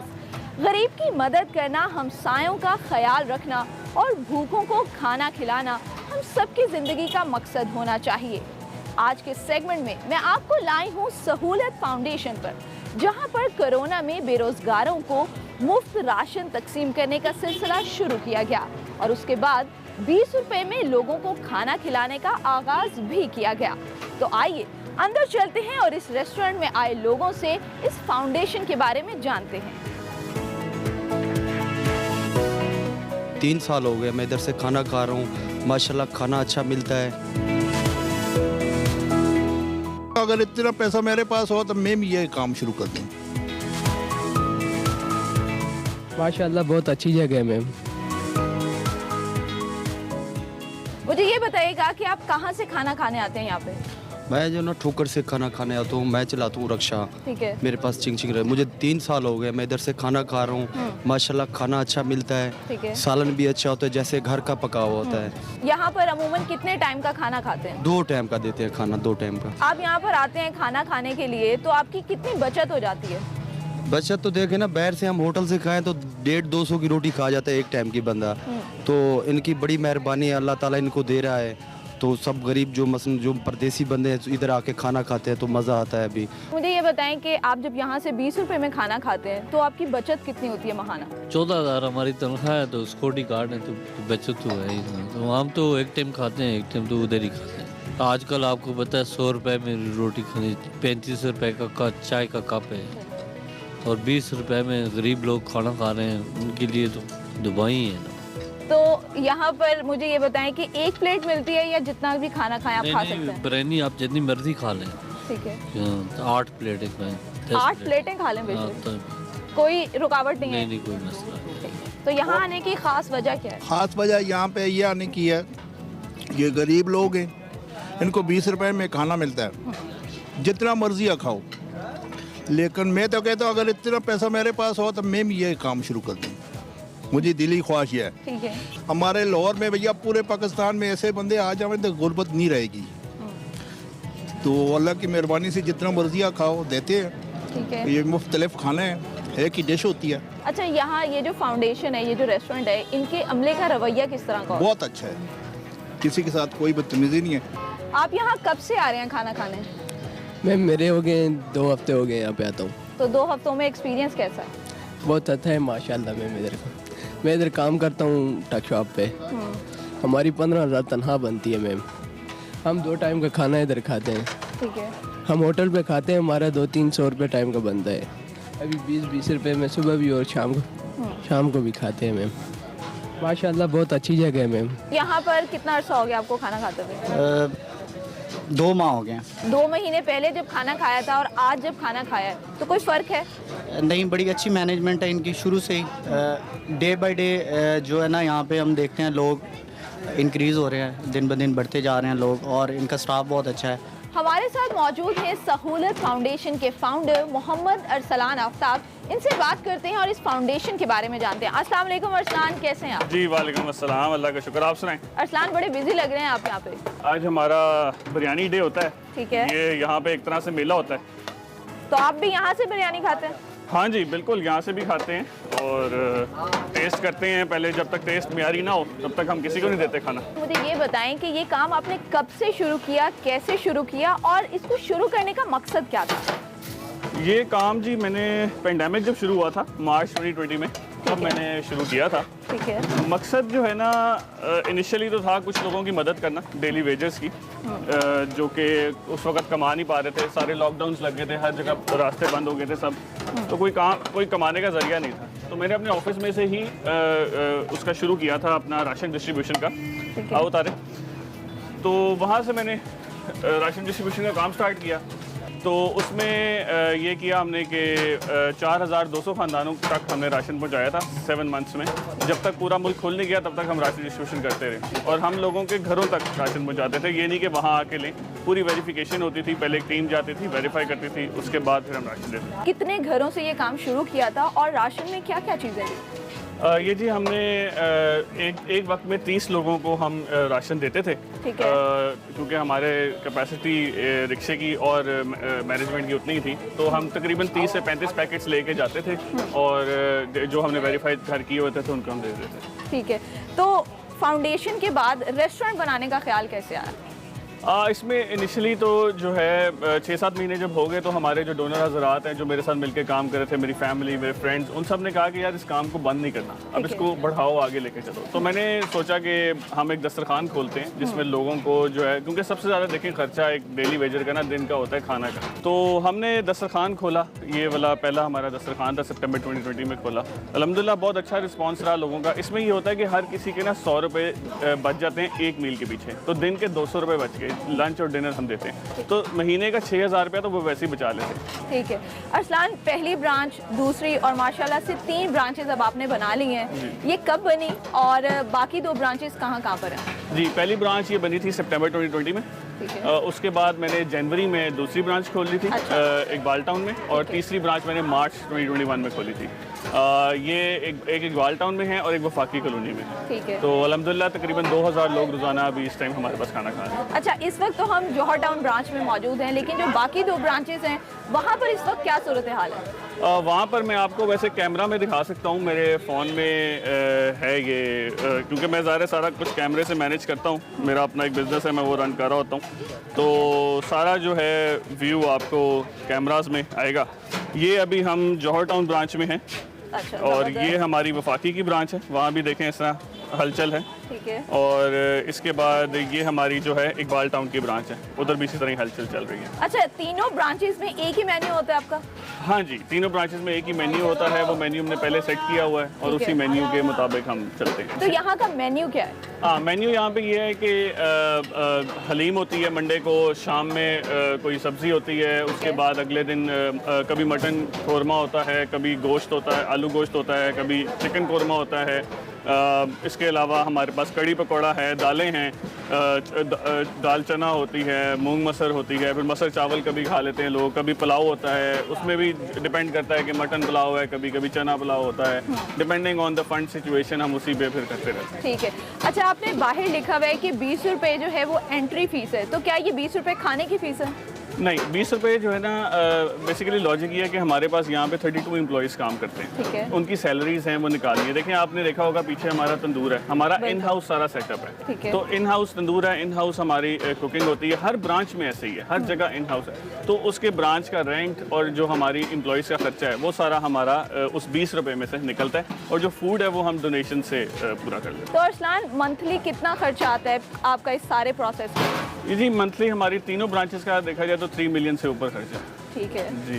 तो ये 3 मिलियन इकट्ठा करना एक टास्क है, और यकीन करें आज तक मुझे नहीं पता ये कैसे इकट्ठा होता है, ये अल्लाह की तरफ से इकट्ठा हो जाता है और हम कर लेते हैं। अच्छा, आपको कहीं खास जगह से फंडिंग होती है? अगर होती है तो कितनी होती है, और क्या उस फंडिंग से आपके जो माहाना अखराजात हैं वो पूरे हो जाते हैं? नहीं, खास जगह से तो अभी नहीं हो रही, बल्कि मैं अभी रजिस्ट्रेशन हमने कराई है, हम SCCP के साथ एज एन NGO रजिस्टर हो गए हैं। मैं डिफरेंट कंपनीज़ वगैरह को ट्राई कर रहा हूँ। कोई ख़ास जगह नहीं, ऑब्वियसली हमारे कुछ काफ़ी मल्टीपल डिफरेंट डोनर्स हैं जो हमें देते हैं। ठीक है। हाँ जी। तो फ्यूचर में कहाँ देखते हैं सहूलत फाउंडेशन और रेस्टोरेंट को? जी, सहूलत फाउंडेशन और हमारे ये दस्तरखान, हमारे 3 ख्वाब हैं। एक दस्तरखान है, एक रोज़गार है, और एक जो है हमारा राशन है। अरसलान, आप एक बहुत बड़े लेवल के ऊपर काम करते हैं, यहाँ डेली की बुनियाद पर सैकड़ों लोग आते हैं, तो क्वालिटी को किस तरह से चेक एंड बैलेंस रखते हैं? हाँ जी, क्वालिटी जो है ना, इसके लिए हमने पूरा मैनेजमेंट स्टाफ रखा हुआ है। मेरे 3 टियर स्टाफ है। कुक पहले क्वालिटी चेक करता है, उसके बाद मेरा एक स्टाफ का मेंबर क्वालिटी चेक करता है। उसके अलावा हमारे जो बाहर एक स्टाफ होता है, वो जो लोग खाना खा के जा रहे होते हैं, रोज़ाना या हर दूसरे तीसरे दिन वो 4-5 लोगों को रैंडम सैम्पलिंग के तहत पूछ लेते हैं कि खाना कैसा बना है। Thank you so much Arsalan, आप जो काम कर रहे हैं वो बड़ा ज़बरदस्त है, और it's a pleasure meeting you. Thank you so much. Thank you. नाज़रीन, सहूलत फाउंडेशन 20 रुपये में खाना खिलाकर खिदमत खल्क के लिए कोशा है, और दीन इस्लाम भी हमें गरीबों, मस्कीनों, यतीमों और ज़रूरतमंदों की मदद, मुआवनत और दिलजोई करने की तलकीन करता है। ये था आज का मेरा पाकिस्तान। उम्मीद करती हूँ आपको पसंद आया होगा। मुझे दीजिए इजाज़त और देखते रहिए एक्सप्रेसो। मेरा पाकिस्तान आप देख रहे थे, और इस वक्त वज़ीर आला सिंध मुराद अली शाह साहब मीडिया से बात करें, आपको लाइव दिखाते हैं। उसको पास कराने के लिए उन्हें चेयरमैन सेनेट का सहारा लेना पड़ता है। चेयरमैन सेनेट पहली बार जब से हमारी असेंबलियां बनी है, कोई हाउस का हेड यानी चेयरमैन या स्पीकर पहली बार वो अपना कास्टिंग वोट इस्तेमाल करता है, और मुझे हमारे लिए काफ़ी ये तशवीश और शर्म की बात है कि वो शख्स जिसने जब सदर पाकिस्तान नहीं होते उनकी जगह पे सदर बनना होता है, उन्होंने IMF की गुलामी मंजूर करने के लिए वोट दिया। असल तो उनसे पूछताछ होनी चाहिए ना, असल ये पूछताछ होनी चाहिए कि ये इतना इम्पोर्टेंट बिल था, वो कमेटी में क्यों नहीं गया, नहीं तो नॉर्मली कमेटी में चला जाता है। आप यहाँ पे वैसे सारी बात मैंने कोई पढ़ रहा था कि 66 ऑर्डिनेंस नेशनल असेंबली में पास हुए, और एक्ट से ज़्यादा ऑर्डिनेंसेस पास हुए। इसी तरीके से आप ताज़ा देख लें, हमारे ऊपर तो बहुत अभी भी चल रही है कोई जो लोकल गवर्नमेंट का हमारा एक्ट है, हमने असेंबली में लाके उसके अमेंडमेंट किए, पंजाब ऑर्डिनेंस लाया है, इस्लामाबाद ऑर्डिनेंस लाया है, और केपीके के अंदर तो जो कानून है इलेक्शन उसकी तरीके से हुई नहीं है, वो कुछ नहीं देखते। लेकिन जैसे मैंने बताया कि इस मुल्क में फेडरल लेवल पे खास तौर पे, और ये मैं तो इस्लामाबाद कम से कम महीने में एक बार आ जाना पड़ता है ये कोर्ट की हाजिरी के लिए, अदरवाइज भी जब भी आते हैं तो यहाँ के जो लोग हैं, जो ब्यूरोक्रेसी है, उनसे यही सुनने को मिलता है कि जनाब कुछ पता नहीं, कोई काम नहीं कर रहा, कोई आगे बात नहीं बढ़ी, और हुकूमत इसी में खुश है, स्टेटस को में। हुकूमत अभी भी आप पूछ लेंगे तो अगर उनसे कोई सवाल करेंगे कि जी ये गैस नहीं आ रही तो पिछली हुकूमत ने ये कर दिया, ये चोर है, ये डाकू है, वो एक ही रिकॉर्ड है जो घिस नहीं रहा। लेकिन लोग ये सुन सुन के उनके कान पक गए, और हुकूमत की ये बातें नियाजी साहब की, बाबर की जो पटिशन थी, जो अकबर एस बाबर की दरख्वास्त थी, उसके साथ लगे जितने उनके दावे थे, वो तमाम दावे जो है वो झूठे साबित हुए। उनके अंदर किसी किस्म की कोई क्रेडिबिलिटी नहीं थी, किसी किस्म का कोई सबूत मौजूद नहीं था। वो स्क्रूटनी कमेटी की रिपोर्ट में जो बातें लिख दी हैं, उसका मतलब यही है कि वो पटिशन जो है वो फारिग होनी चाहिए।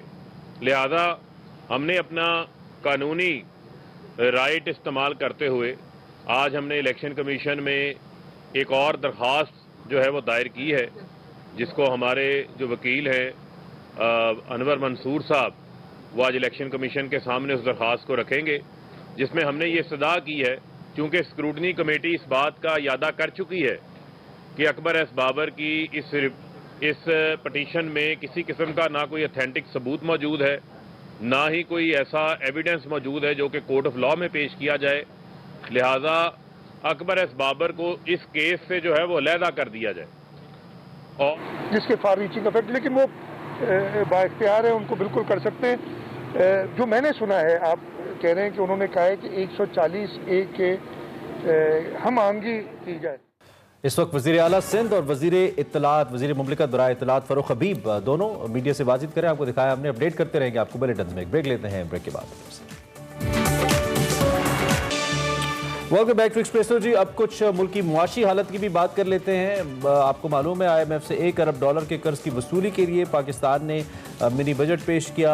टैक्स छूट और स्टेट बैंक की खुद मुख्तारी समेत तकरीबन सभी शराइत पूरी कर दी, इन शराइत पर अमल दरामद और $1 अरब की जो हतमी मंजूरी है, इसके लिए IMF के एग्जीक्यूटिव बोर्ड का इजलास होना है, जो इससे पहले 2 मरतबा पोस्टपोन हो चुका है। अब इम्कान जाहिर किया जा रहा है कि इजलास कल 2 फरवरी को होगा, जिसमें छठे जायजा मिशन पर गौर भी किया जाएगा, और इसके बाद पाकिस्तान को कर्ज की अगली किस्त जारी करने का फैसला किया जाएगा। उधर आलमी मार्केट की बात कीजिए तो खाम तेल की कीमतें 7 साल की बुलंद तरीन सतह पर पहुंच गई हैं। आलमी सतह पर बढ़ती कीमतों पर गरा ने मुल्क में पेट्रोलियम मसनूआत फी लीटर 10 रुपये इजाफे की सिफारिश की थी। तहम वज़ीर आज़म ने पेट्रोल की कीमत बढ़ाने की समझी अवामी मफाद में मौखर करते हुए पेट्रोलियम मसनूआत की कीमतें बरकरार रखने का फैसला किया है। वजारत खजाना के मुताबिक पेट्रोलियम मसनूआत पर सेल्स टैक्स अहदाफ से कम होने पर सालाना 260 अरब का खसारा बर्दाश्त कर रही है, जबकि हुकूमत पेट्रोलियम कीमतें बरकरार रखने से मजीद 30 अरब रुपए का रेवेन्यू खसारा बर्दाश्त करेगी। उधर बिजली की बात की जाए तो फी यूनिट कीमत में भी बात की जाए तो इसमें 12 पैसे के हवाले से बढ़ाने की दरख्वास्त की गई है, जिस पर आज नेपरा में समाअत होगी। इसी हवाले से आज हम बात भी करेंगे। बिल्कुल, शहबाज राना साहब हमारे साथ मौजूद हैं, हमारे सीनियर एंकर पर्सन भी हैं और साफ़ी भी हैं। इकोनॉमी के हवाले से आप जानते हैं, उनकी ज़रा एक्सपर्ट ओपिनियन प्रोग्राम का हिस्सा बनाते हैं इस सूरत हाल के ऊपर। शहबाज राना, बहुत शुक्रिया, आप हमारे साथ मौजूद हैं और सुबह खैर भी आपको। हमें एक तो बात मालूम है कि क्रंच सिचुएशन हुकूमत के लिए हमेशा से है और पिछले कई अरसे से है, और ख़ास तौर पे इंपोर्ट बिल को है। लेकिन आज एक स्टोरी जो आपने अभी मैं पढ़ रहा था रोजनामा एक्सप्रेस के अंदर, जिसमें आपने कुछ तकरीबन 30% रेज दिखाया है कि हुकूमत की जो टैक्स कलेक्शन है, जो टैक्स रेवेन्यूज़ है, उसमें बेहतरी आई है, अराउंड 262 बिलियन पिछले साल की निस्बत। तो इसको क्या हम एज अ हेल्दी साइन लें? लेकिन क्या ये वही फैक्टर है कि इम्पोर्ट्स चूँकि ज़्यादा है इस वक्त और इम्पोर्ट्स के ऊपर जो टैक्स रेवेन्यू कलेक्शन है वो बेहतर हो रहा है, उसकी वजह से ये इम्पैक्ट आ रहा है? तो इस हवाले से जरा एक पिक्चर तो हमारे सामने रखिए जो आपके इल्म में है। जी, गुड मॉर्निंग, आप दोनों का बहुत शुक्रिया, आपने उसको मुझे अपने प्रोग्राम में मदद किया। चले आपको सुबह का आगाज थोड़ा सा एक बुरी खबर से कर लेते हैं। अभी 2 मिनट पाकिस्तान ब्यूरो स्टैटिस्टिक्स ने जो जनवरी के महंगाई के आदाद-ओ-शुमार है वो रिलीज किए हैं, और उसके मुताबिक जो महंगाई की शरह जनवरी में वो 13% आई है, जो पाकिस्तान की 2 साल की हाईएस्ट है। तो यहाँ से आप जितने भी आप इंडिकेटर्स को आप ध्यान में रखेंगे तो ये नंबर आप भूलिएगा नहीं कि पाकिस्तान में महंगाई की जो शरह है वो जनवरी में बढ़कर 13% हो गई है। तो अच्छा, आपका सवाल था कि जी एफबीआर की रेवेन्यू कलेक्शन, इसमें 2-3 फैक्टर्स बड़े इंपॉर्टेंट है। इसमें कोई शक वाली बात नहीं है कि एफबीआर की जो टैक्स की उसके जो वसूलियां हैं वो तकरीबन 3,352 अरब रुपए पहले 7 माह में इस माली साल के हुई हैं, जो कि 3% से ज्यादा है पिछले साल के मुकाबले में। और जो एफबीआर का हदफ था उससे भी ये तकरीबन कोई 260-62 अरब रुपए ज्यादा है। लेकिन इसके अंदर 2-3 फैक्टर्स बड़े इंपॉर्टेंट है जिसको हमें देखने की जरूरत है कि ये जो जितने भी टैक्स रेवेन्यूज में इजाफा हो रहा है, क्या इसमें एफबीआर का अपना भी कोई कारनामा है या कोई विंडफॉल गेन इसको मिल रहा है। तो अगर आप नंबर्स के नीचे जाके देखते हैं, अंदर जाके घुस के देखते हैं, तो इसमें एफबीआर की अपनी परफॉर्मेंस कोई इतनी नहीं नजर हमें आ रही। 53% और जितना भी एफबीआर टैक्स कलेक्ट कर रहा है वो दरामदाद की स्टेज के ऊपर है। इसका मतलब ये है कि आप एक कंप्यूटर वाले शख्स को बिठा दें, पोर्ट के ऊपर वो सारे इंक्रीज करता जाएगा और टैक्स वसूल करता जाएगा। हमारे पास जो 16,000 की आईआरएस की फोर्स है और कोई बाकी 6,000 कस्टम्स की फोर्स है, तो मिला के 22,000 लोग हैं। उसका इस 53% में डायरेक्टली ऐसा कंट्रीब्यूशन नहीं है। उसके बाद दूसरा जो इसमें इंपॉर्टेंट है कि एफबीआर ने मुसलसल दूसरा माह ये है, पहले उसने दिसंबर का अपना हदफ उसने हासिल करने में नाकाम रहा है एफबीआर, फिर अब जनवरी का हदफ हासिल करने में भी एफबीआर नाकाम रहा है। तो ये जो हमें इंक्रीज आ रहा है और जो टैक्स कलेक्शन में एक्सीड किया एफबीआर ने ओवरऑल, ये पहले 5 माह में जो एफबीआर की ओवरऑल अच्छी कारकर्दगी थी, ये उसका नतीजा है। हैविंग सेड दैट, जो आईएमएफ के साथ हमारा मुआहदा हुआ है उसके तहत एफबीआर का जो रेवेन्यू कलेक्शन का टारगेट है वो भी तकरीबन 350 अरब रुपए से बढ़ेगा, क्योंकि हम इतना ही मिनी बजट बल्कि इससे ज्यादा कम ले आए हैं और जो कि हो चुका है। जहां पे अगर आप एक सुबह बेकरी की शॉप पे जाते हैं तो बड़ी तकलीफ होती है कि हम ब्रेड लेते हैं, उस पर भी 17% जीएसटी, बच्चे अगर पेस्ट्री की डिमांड कर ली उसके ऊपर भी 17% जीएसटी लग गया है। तो इस हैवी टैक्सेशन के बावजूद तो दिसंबर में जो ओवरऑल 7 माह है उसमें एक्सपोर्ट की जो डोमेस्टिक स्टेज के ऊपर सेल्स टैक्स की कलेक्शन है वो -10% है। अच्छा। तो ये मतलब तो हम ये समझें कि अगर इसमें इन फिगर्स के अंदर कुछ बेहतरी नजर आ भी रहे तो उससे आईएमएफ तो शायद थोड़ा बहुत खुश हो जाए या बुक्स तो खुश हो जाए, लेकिन अवाम उससे खुश नहीं होंगे चूंकि वो इम्पैक्ट पर रास्त आ रहा है। दूसरी जानब ये जो आपने एक बात की कि हमारा जो ज़्यादा टैक्स रेवेन्यू है ये इंपोर्ट स्टेज के ऊपर है और वहाँ से आ रहा है, तो एक जानिब हम इस पे बीइंग पाकिस्तानी कौम, क्या हम शहबाज राणा साहब खुश हों कि हमारा टैक्स बढ़ा है या हम परेशान हो कि नहीं इंपोर्ट की वजह से बढ़ रहा है, और दूसरी जानिब एक्सपोर्ट में खातिर खा बेहतरी नहीं है। तो आप चूंकि इकोनॉमी के माहिर हैं तो बताइए हम खुश हों या उदास हों? ये बड़ा मुश्किल सवाल है। जब मैं सुबह जाके वो बैंक के ऊपर मैं जाके 17% जीएसटी उन चीजों के ऊपर भी देता हूँ जो देना नहीं बनता, तो मुझे खुशी नहीं होती। तो इसी तरह बाकी लोग भी जाते हैं, तो जब खाने पीने की अशिया के ऊपर भी टैक्सेशन हो और उसके बावजूद डोमेस्टिक सेल्स टैक्स की कलेक्शन भी नेगेटिव में जाए, आपकी जो इनकम टैक्स की कलेक्शन है वो भी ज्यादातर विद होल्डिंग के ऊपर है, तो खुशी की बात नहीं है।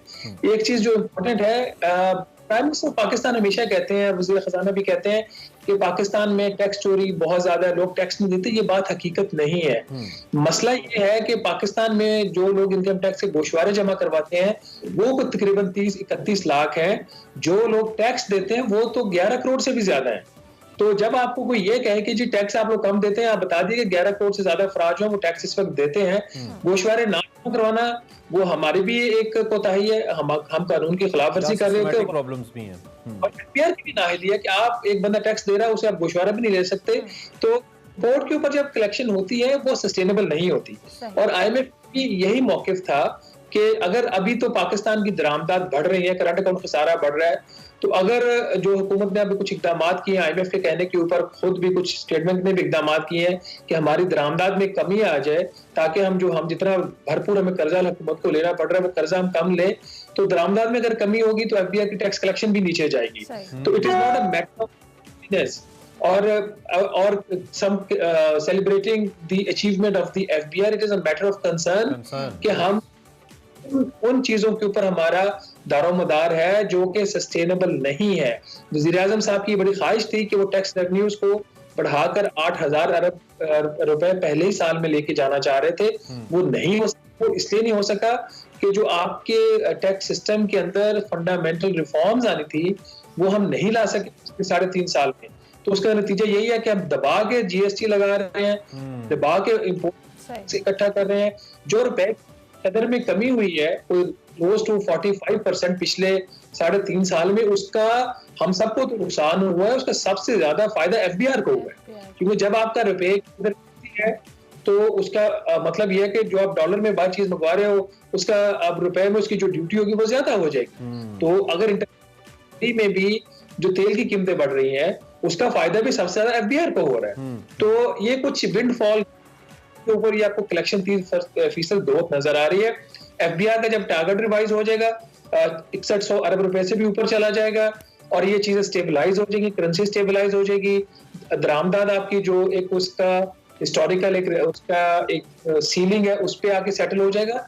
तो FBR को मुश्किलात का सामना, यानी कि दूसरे अल्फाज में हम ये समझना कि हम डॉलर के जाने पे उदास नहीं हो रहे, रुपयों के आने पे खुश हो रहे हैं। और दूसरी बात रुपया भी इतना सस्ता। आपने वो खुश और उदास होने वाली बात को सिर्फ घबराना नहीं की शक्ल में वाजे कर दिया कि हम घबराएं ना, बस यही कर लें। अच्छा शहबाज अहमद, दूसरी जानिब हम IMF की शराइत के हवाले से भी बात कर रहे थे और एग्जीक्यूटिव बोर्ड का इजलास हमने देखा कि आप अभी हमने इंट्रो में भी जिक्र किया कि 2 बार मुलतवी हो चुका है। इसके मौखिर होने की वजह आपको बज़ाहिर क्या नजर आ रही है? और सेकेंडली ये जो IMF की शराइत के हवाले से हम बार बार कह रहे हैं, क्या पाकिस्तान अब उन शराइत पर पूरा उतर चुका है और जो अगली किस्त है कर्जे के हवाले से वो कब तक जारी होने का इम्कान है? देखिए, जो 2 दफा IMF ने इजलास मुलतवी किया था उसकी वजह ये थी कि 2 बड़े कानून जो पार्लियामेंट ने पास करना था, एक तो मिनी बजट 360 अरब रुपए का वो पास का बल्कि इन्फोर्स हो चुका है, और दूसरा था स्टेट बैंक ऑफ पाकिस्तान के बिल में तरमीम करना, उसके कानून में वो कानून के अंदर तरमीम हो चुकी हैं। तो ये 2 बड़ी वजूहत थी IMF के बोर्ड के इजलास के मुलतवी होने की। दोनों जो शराइत है वो मुकम्मल हो चुकी हैं। अब उम्मीद ये है कि IMF जो है कल जो अपना उसके इजलास में पाकिस्तान के अगले जो किस्त है कर्जे की वो उसकी मंजूरी दे देगा। एक रिपोर्ट होती है जिसको बोलते हैं आर्टिकल 4 कंसल्टेशन, जो ओवरऑल पाकिस्तान की इकोनॉमी की हेल्थ है उसको एनालाइज करेगा। वो रिपोर्ट बहुत क्रिटिकल होगी। तो ये दोनों चीजों का कल इजलास में वो जायजा लेगा और कभी ये कि उसकी मंजूरी हो जाएगी। एक चीज जिसके ऊपर हुकूमत पार्शली इंप्लीमेंट कर रही है, हुकूमत ने IMF के साथ ये भी मुआहिदा किया था कि हर महीने पेट्रोलियम लेवी के रेट में 4 रुपए फी लीटर इजाफा होगा तब तक जब तक ये 30 रुपए फी लीटर तक नहीं पहुंच जाती। तो मेरा ख्याल अभी जनवरी में कल जो फरवरी की प्राइम मिनिस्टर साहब ने जो समरी थी उसको प्रोबेबली डेफर कर दिया है और वो इंक्रीज इन्होंने अभी नहीं किया पेट्रोलियम लेवी में। तो ये एक इशू है लेकिन मेरा ख्याल इतना बड़ा इशू नहीं है जिसको IMF जिसकी वजह से कोई प्रॉब्लम क्रिएट करेगा। तो बाय एंड लार्ज लग ये रहा है कि बोर्ड कल आपकी जो कर्ज की किस्त है वो मंजूर कर देगा। ठीक है, ठीक है। अच्छा शहबाज राना, जब भी हम सियासी रहनुमाओं से बात करते हैं तो हम थोड़ा बैकफुट पे इसलिए होते हैं चूँकि जो अंदरूनी कहानियाँ हैं वो या तो इन सियासी रहनुमाओं को या वुज़रा को पता होती हैं या फिर आप जैसे सीनियर साफ़ियों को पता होती है जो कि अंदर की खबर रखते हैं। तो हम थोड़ा सा फिर दरमियान में से निकल जाते हैं। लेकिन जब भी हम महंगाई की मंत्रा हुकूमती जो हुकाम है उनके सामने रखते हैं वो कहते हैं जी सारी दुनिया में है, पाकिस्तान में नहीं है। कंसिडरिंग दैट सारी दुनिया में है, लेकिन जिस हद तक पाकिस्तान में है, पेट्रोल की भी हम बात कर रहे हैं, दीगर अशिया ज़रूरिया की, आपने खुद अभी ताज़ा तरीन फिगर्स बताए, 13% तक महंगाई ब्यूरो ऑफ स्टैटिस्टिक्स ये कह रहा है। तो ये फिनोमिनन जो हुकूमत हमारे सामने या लॉजिक जो रखती है कि जी सारी दुनिया में ही है, आप ज़्यादा मत चीखें, ये ठीक है? वाकई हम ज़्यादा चीख रहे हैं या नहीं? हुकूमत हमें महज बैनुल-अक़वामी दुनिया का झांसा दे रही है, असल में कहीं इनकी अपनी नाअहली मौजूद है इतनी महंगाई में? वो मुझे जब वज़ीर-ए-आज़म साहब या वज़ीर-ए-ख़ज़ाना साहब या वज़ीर-ए-इत्तलात साहब वो जिक्र करते हैं ना कि फलां इंटरनेशनल न्यूज़पेपर में ये खबर छपी है, तो बाकायदा मुझे इसहाक़ साहब याद आ जाते हैं। तो जब सोचते थे कि जनाब आपकी इकॉनमी की हालत ख़राब हो रही है, आप एक और IMF के प्रोग्राम की तरफ बढ़ रहे हैं, तो वो हमें फाइनेंशियल टाइम्स की, ब्लूमबर्ग की, किसी जापानीज न्यूज़पेपर की वो खबर सुना देते थे पढ़कर, ये लिखें वो तो ये लिख रहे हैं आप लोग, ये अंधे आपको नजर नहीं आ रहा। तो यहाँ पे फिर वो हमें अंधा बताया जा रहा है, हम अंधे नहीं है, प्रॉबेबली हमें ज्यादा इनसे नजर आ रहा है। पूरी दुनिया में अगर महंगाई का एक फिनोमिना है जो कि है, इसमें कोई शक वाली बात नहीं है, कमोडिटी प्राइसेस में एक बेतहाशा इजाफा हुआ है। यही वजह है कि जो कॉर्पोरेट के प्रॉफिट्स हैं वो ऊपर चले गए इतने ज्यादा। तो क्या ये महंगाई में इजाफा जो दुनिया के 200 के करीब ममालिक है उसमें सिर्फ पाकिस्तान के लिए सबसे ज्यादा है? पाकिस्तान में जो सिर्फ महंगाई की शरह, चले ये इंटरनेशनल न्यूज़पेपर्स का हवाला देते हैं, द इकोनॉमिस्ट का जो आपने वो देखा होगा टेबल, उसके अंदर पाकिस्तान में जो महंगाई की शरह दुनिया में 3rd हाईएस्ट है। वो जो 3rd हाईएस्ट का फिगर था वो 12.4% के ऊपर था, आज 13% आ चुका है। खैर वो हमारी रैंकिंग तब्दीली होगी क्योंकि इसके ऊपर टर्की है और अर्जेंटीना है जिसके रेट्स हमसे भी कहीं ज्यादा है। तो बाकी जो दुनिया के तकरीबन 200 ममालिक है उनके लिए महंगाई नहीं है। भारत में सिंगल डिजिट में महंगाई है, भारत के साथ हमारा मुकाबला करते हैं, तो ISPR को चाहिए कि जरा यहाँ पे भी कुछ मुकाबला करवा दे महंगाई का भी। हमें बड़ी खुशी है। बांग्लादेश में महंगाई नहीं है, बांग्लादेश इस दुनिया में नहीं है, उस खत्ते में नहीं है, नेपाल में नहीं है, अफगानिस्तान में नहीं है, पाकिस्तान मुल्क है। प्रॉब्लम पाकिस्तान के साथ दो है, जहां पे इंटरनेशनल कमोडिटी प्राइसेस में इजाफा हो रहा था, वहां पे हमारे रुपए की कदर में कमी हुई। जब 45% आप करेंसी को डीवैल्यू कर दोगे और फिर आपकी तकरीबन 80% अशिया पाकिस्तान जो अपनी जरूरत की दरामद करता है, तो क्या आपके मुल्क में महंगाई नहीं होगी? फिर आप डबल डिजिट में नहीं होंगे। जब ये सब कुछ हो रहा है, कमोडिटी प्राइसेस बढ़ रही हैं, हमारी नालायकी की वजह से हम LNG का जो इस्तेमाल है या डीजल का इस्तेमाल है वो प्रॉपर नहीं कर पाते। फ्यूल प्राइस एडजस्टमेंट में आपको 3 रुपए से 5 रुपए फी यूनिट हर महीने इजाफा हो रहा है, तो ये दुनिया की गलती है या हमारी गलती है? फिर एडमिनिस्ट्रेटिव प्राइसेस में जो वज़ीर आज़म इमरान खान साहब इंक्रीज खुद फरमा रहे हैं, पेट्रोलियम प्रोडक्ट्स की प्राइसेस दफा तो उन्होंने डेफर कर दी, अभी भी हमारा 148 रुपीज फी लीटर हाईएस्ट है पाकिस्तान की तारीख का। तो ये मैं क्या बता दुनिया का, दुनिया के अगर उनके इन्फ्लेशन रेट 3 था, 4 था या 5 था, तो वो उससे बड़ा है दुनिया के मुख्तलिफ ममालिक के अंदर। वो डबल डिजिट में है, सिवाय 2-3 ममालिक है जिनमें एक पाकिस्तान शामिल है। तो facts of the matter is के दुनिया में महंगाई है, बिल्कुल है। क्या पाकिस्तान में महंगाई दुनिया के मुकाबले में है? पाकिस्तान में महंगाई दुनिया के बाकी ममालिक के मुकाबले में कहीं ज्यादा है। ये जो हमें बताते हैं ना कि जो सस्ता तरीन मुल्क हमें बताते हैं, जब आपके रुपए की कदर में कमी हो जाएगी और हर चीज को आप डॉलर में ट्रांसलेट करके बताओगे जी कि भारत में पेट्रोल इतने का है, पाकिस्तान में डॉलर टर्म्स में देखें तो वो 65 सेंट्स का भी नहीं बनता। तो फिर मैं हमेशा कहता हूँ कि रुपए को आप कर दो 500 रुपए फी डॉलर, आपकी हर चीज सस्ते तरीन मुल्क हो जाए। तो फिर अब तो शहबाज राना, वो किसी ने उस दिन सोशल मीडिया पे लिखा कि रुपया 2 टके का भी नहीं रहा, टका इज ऑल्सो एक्सपेंसिव, ज्यादा पैसों में ज्यादा हो गया। अब कटिंग इट शॉर्ट, वजीर आजम आप अपने सोशल मीडिया के जरिए कॉर्पोरेट सेक्टर से अपील्स करते नजर आते हैं कि मुख्तलिफ कॉर्पोरेट कंपनीज के जो मालिकान हैं उनका चूंकि प्रॉफिट ज्यादा हो गया, इसलिए वो मुलाजमीन की तनख्वाहें बढ़ा दें। दुनिया में क्या ऐसी कोई एग्जाम्पल मिलती है कि जो सरबराह मुमलिकत हैं वो कॉर्पोरेट कंपनी से ये कहें कि आप तनख्वाहें बढ़ा दें, बजाय इसके कि वो एक ऐसा माहौल, एक ऐसा एटमॉस्फेयर पैदा कर दें कि कॉर्पोरेट कंपनीज जो हैं वो उसके जो फवायद हैं वो अपने मुलाजमीन तक पहुंचाएं? इस पे जरा आखिर में आप तबसरा कर दीजिएगा। देखिए, मुझे दुनिया के बाकी ममालिक का तो नहीं पता, मैंने कभी किसी प्राइम मिनिस्टर को ये अपील करते हुए सुना नहीं, हो सकता हो लेकिन मेरे नॉलेज में नहीं है, तो मैं अपनी इग्नोरेंस यहाँ पे शो कर रहा हूँ। लेकिन वज़ीर आज़म साहब जो हमें फार्मूला बता रहे हैं ये इसका हल नहीं है। अगर इसका हल यही है कि आप तनख्वाहें बढ़ा दें जो कि बढ़नी चाहिए एज कम्पेयर जो आपका इन्फ्लेशन रेट होता है उसके मुताबिक तमाम इदारों को अपनी तनख्वाहें बढ़ानी चाहिए, इसमें तो कोई शक वाली बात नहीं है। लेकिन जो प्राइम मिनिस्टर साहब बात कर रहे हैं वो बेसिकली ये कह रहे हैं कि मार्केट में आप और ज्यादा रुपया लेके आओ। जब आप मार्केट में और ज्यादा रुपया लेके आओगे तो और महंगाई होगी। अभी अगर चीजें महंगी हो रही हैं और आपकी दस्तरस से बाहर हो रही हैं, तो जब आपके पास और रुपए आ जाएंगे तो आप इस चीज की परवाह नहीं करेंगे, आप वो चीज खरीदने चले जाएंगे, तो फिर आप करेंसी नोट प्रिंट करना शुरू कर दें। प्राइम मिनिस्टर साहब जो बात ये उस प्रिंसिपल के अगेंस्ट है जो अभी उन्होंने स्टेट बैंक के कानून में पास किया है। जब आप स्टेट बैंक ऑफ पाकिस्तान से आप कर्जा क्यों नहीं लेते? स्टेट बैंक ऑफ पाकिस्तान से इसलिए नहीं लेते कि आपको एक इंटरेस्ट फ्री वर्चुअली एक पैसा मिल जाता है। जब इंटरेस्ट फ्री मनी मिल जाती है, परवाह नहीं करते उसको खर्च। तो यही यहाँ पे वज़ीर आज़म साहब दुनिया को कह रहे हैं कि दबा के मार्केट में पैसा लेके आओ ताकि जो महंगाई हो रही है उसको महसूस ना हो। इससे तो आप में चले जाएंगे। फिर प्राइम मिनिस्टर के बेसिक जो इकोनॉमी के कॉन्सेप्ट है उनको क्लियर करने की जरूरत है। Thank you very much Shahbaz Rana, बहुत शुक्रिया, आपने बड़ी डिटेल मुख्तलिफ पहलुओं पे हमारे साथ बात की। आपसे बात होती रहेगी। इस वक्त आपको एक ब्रेकिंग न्यूज़ है हमारे पास, इस्लामाबाद लिए चलते हैं जहां डॉक्टर फैसल सुल्तान और असद उमर साहब इस वक्त मीडिया पर ब्रीफिंग दे रहे हैं आपकी वैक्सीनेशन कराने का। अब मैं फैसल सुल्तान से रिक्वेस्ट करूंगा कि वो ज़रा सा आपको बता दें ख़ास तौर पे बूस्टर के पॉइंट ऑफ व्यू से कि वो क्या हमारे सामने हक़ाइक़ आ रहे हैं जिसकी वजह से बूस्टर ज़रूरी समझा जा रहा है। बहुत शुक्रिया जी, अस्सलाम वालेकुम। जैसे असद साहब ने बताया कि आज तकरीबन 1 साल हो गया है पहली हमारी वैक्सीन के लगने से, उसके आगाज़ से, उस प्रोग्राम के, और तकरीबन 2 साल होने को हैं कि हम इस वबा का मुकाबला कर रहे हैं और दुनिया भर में। और इन 2 सालों में बहुत दफ़ा ये सवाल पूछा गया कि आखिर हमारी कब जान छूटेगी इस बीमारी से और कैसे।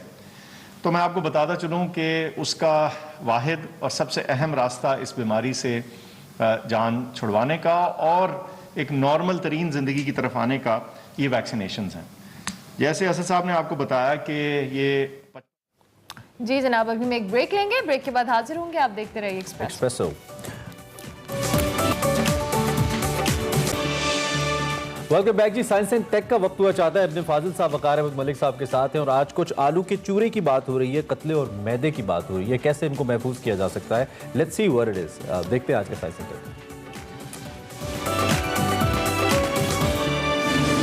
अस्सलाम वालेकुम नाज़रीन, मैं वकार अहमद और आप देख रहे हैं साइंस एंड टेक। आजकल आलू जो है वो बहुत सस्ता है और जब भी कोई चीज़ सस्ती होती है तो ये एक बहुत ही बेहतरीन मौका होता है उस चीज़ से इस तरह का फ़ायदा उठाना, जब वो चीज़ महंगी हो तो हमें वो ख़रीदनी ना पड़े और हमारे किचन पे कोई ज़्यादा बोझ ना पड़े। महंगाई की वजह से जब वो चीज़ महंगी होती है तो हम उसके बराह रास्त असरात से किसी हद तक बच सकें। इन बराह रास्त असरात से बचाने के लिए पाकिस्तान में एक ही नाम है, इब्ने फाजिल। सर अस्सलाम वालेकुम। वालेकुम अस्सलाम। आलू सर 20 रुपए किलो। बिल्कुल, ये आलू 20 रुपए किलो है और आलू जो है वो हम कोई 50 लाख टन के करीब पैदा करते हैं। ठीक है। अच्छा, आपकी जो स्टेटिस्टिक्स होती हैं उसमें एक बड़ी खूबसूरत चीज़ होती है, वो ये होती है कि ये तो जनरली हर बंदे कहता है ना कि आप इतने लाख टन जो है वो फलां चीज़ हमारी पैदावार है, लेकिन ये वाली जो स्टेटिस्टिक्स है ना कि उसका छिलका जो है वो फिर इतने लाख टन है, उस छिलके के में से जो कोई ऑयल निकलता है वो इतने लाख, ये कमाल। असल में अल्लाह ताला की नेमतें हैं जी। मैं हमेशा कहता हूँ कि कुदरत ने फयाजी में कभी नहीं की, लेकिन हमने भी नाअहली में कभी नहीं की। तो हम चीज़ों पे गौर करें, उनका इस्तेमाल ढूंढें और ऐसा नहीं कि ये कोई ऐसे काम या ऐसी चीज़ें हम करते हैं, बातें करते हैं जो कि पहली बार होनी है। ये वही चीज़ें, वही काम है जो सारी दुनिया में हमेशा से होता रहा है और होता आ रहा है और लोग इससे फ़ायदा उठाते हैं और अर्न करते हैं। बिल्कुल। तो पोटैटो की अगर सर हम बात करें तो पोटैटो की एक प्रोडक्ट जो है वो बड़ी ज़बरदस्त है, उसको पोटैटो फ्लेक्स कहते हैं। ठीक है। उर्दू में अगर उसको कहें तो आलू का चूरा कह लें। ठीक है जी। और ये जो आलू का चूरा है ना सर, इसके हैरान कुन इस्तेमालात हैं। यानी फूड प्रोडक्ट जितनी है, आइसक्रीम के अंदर ये यूज़ होता है जी, ये स्मूदीज़ के अंदर यूज़ होता है, मिल्क शेक्स के अंदर यूज़ होता है जब आप जी उसकी थिकनिंग के लिए और टेस्ट डेवलप करने के लिए। इसके अलावा सूप्स के अंदर शोरबे जितने मुख्तलिफ बनते हैं, यानी करी के अंदर ग्रेवी बनाने के लिए, ये सारा बहुत इसका अबंडेंस यूज़ है। ठीक।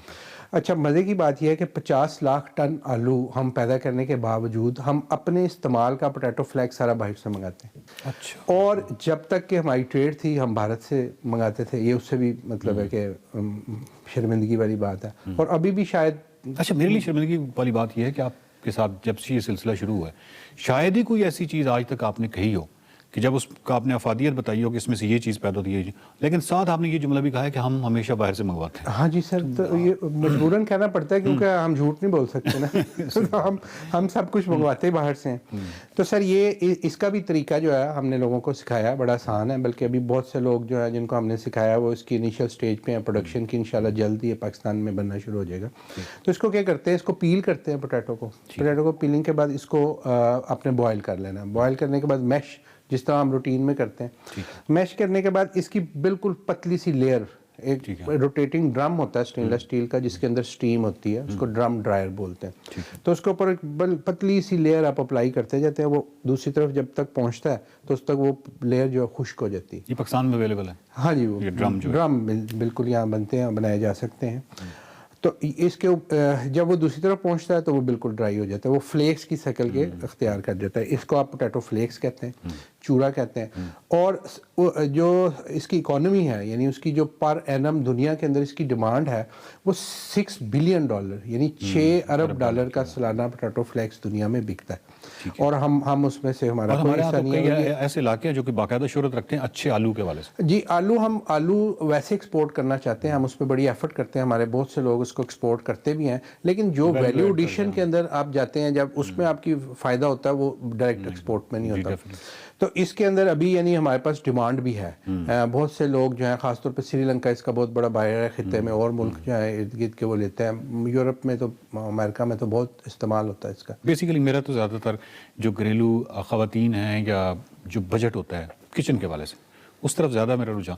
आप मुझे बताइए कि क्या आलू को इस तरह प्रिजर्व किया जा सकता है कि हमें, यानी इसको ऐसे ड्राई करें कि वो बाद में अगर हम हांडी में डालें तो वो वैसे ही आलू ऐसा हो सकता है? हाँ जी, बिल्कुल। हमें खरीदना ना पड़े। ड्राइंग तो कर सकते हैं ना हम उसकी, मतलब टेस्ट चंक्स बना के आप उसको ड्राई कर सकते हैं। वही टेस्ट, जी वही उसको जब आप दोबारा इस्तेमाल करेंगे तो वही टेस्ट आएगा। मसलन अगर आप 20 रुपए किलो है जी, तो मैं मिसाल के तौर पे 1 मन या इतना क्वांटिटी में आलू को अगर खुश्क कर लेता हूँ तो वो इसी तरीके से जब वो बेशक चाहे जितना मर्जी महंगा हो जाए मेरा काम चलता जब आप, हाँ बिल्कुल आपका काम चलता रहेगा, जब आप उसको इस्तेमाल करेंगे वो बिल्कुल वैसा ही आपको अंडिया वैसी बनेगी, वैसा ही आपको टेस्ट देगा।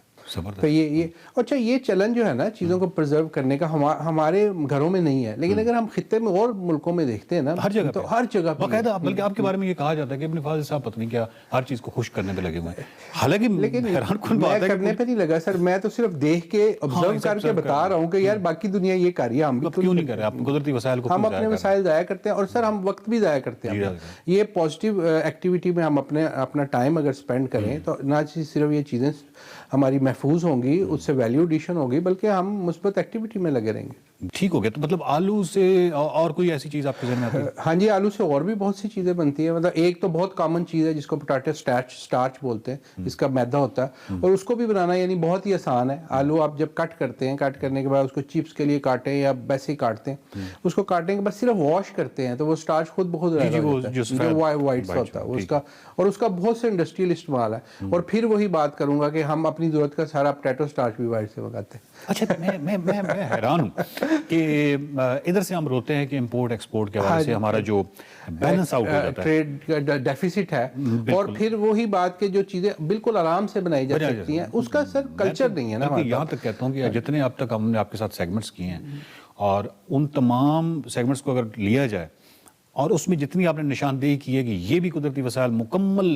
तौर पे बहुत ज़्यादा है हमारे पास, ये भी हैं, इनमें से ये जो चीज़ है ये निकल सकती है, लेकिन हम बाहर से मंगवाते हैं। मैं तो कहता हूँ उन सेगमेंट्स में जितनी चीज़ें आपने बताई अगर मैं उसी को ऐड करूँ तो मेरा ख्याल है कि हमारा तो इम्पोर्ट एक्सपोर्ट का काफ़ी हद तक बैलेंस हो सकता है। तो लेकिन बहुत सारी चीज़ें जो हैं वो बिल्कुल हम इसी तरह बाहर से मंगवाते हैं। कुदरती वसाइल जो हैं उसकी भरमार है पाकिस्तान में, लेकिन वो तमाम के तमाम कुदरती वसाइल मोस्ट ऑफ जितने भी हमारे जो नेचुरल रिसोर्स है वो ज़ाया हो जाता है। लेकिन इन तमाम मसाइल पे काबू पाने के लिए साइंस एंड टेक्नोलॉजी से आगाही ज़रूरी है, आवाम को आगाही देना ज़रूरी है।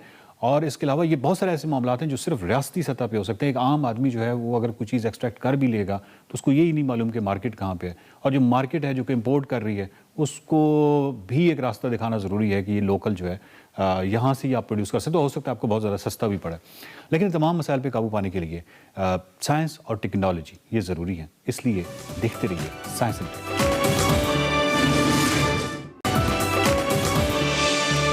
Welcome back to Expresso. और अब कुछ ग़िज़ाइयत के हवाले से और ग़िज़ा के हवाले से बात करते हैं। हफ्ते में एक आध बार हम कोशिश करते हैं कुछ खाने पीने की बात इस तरह से हो ही जाए।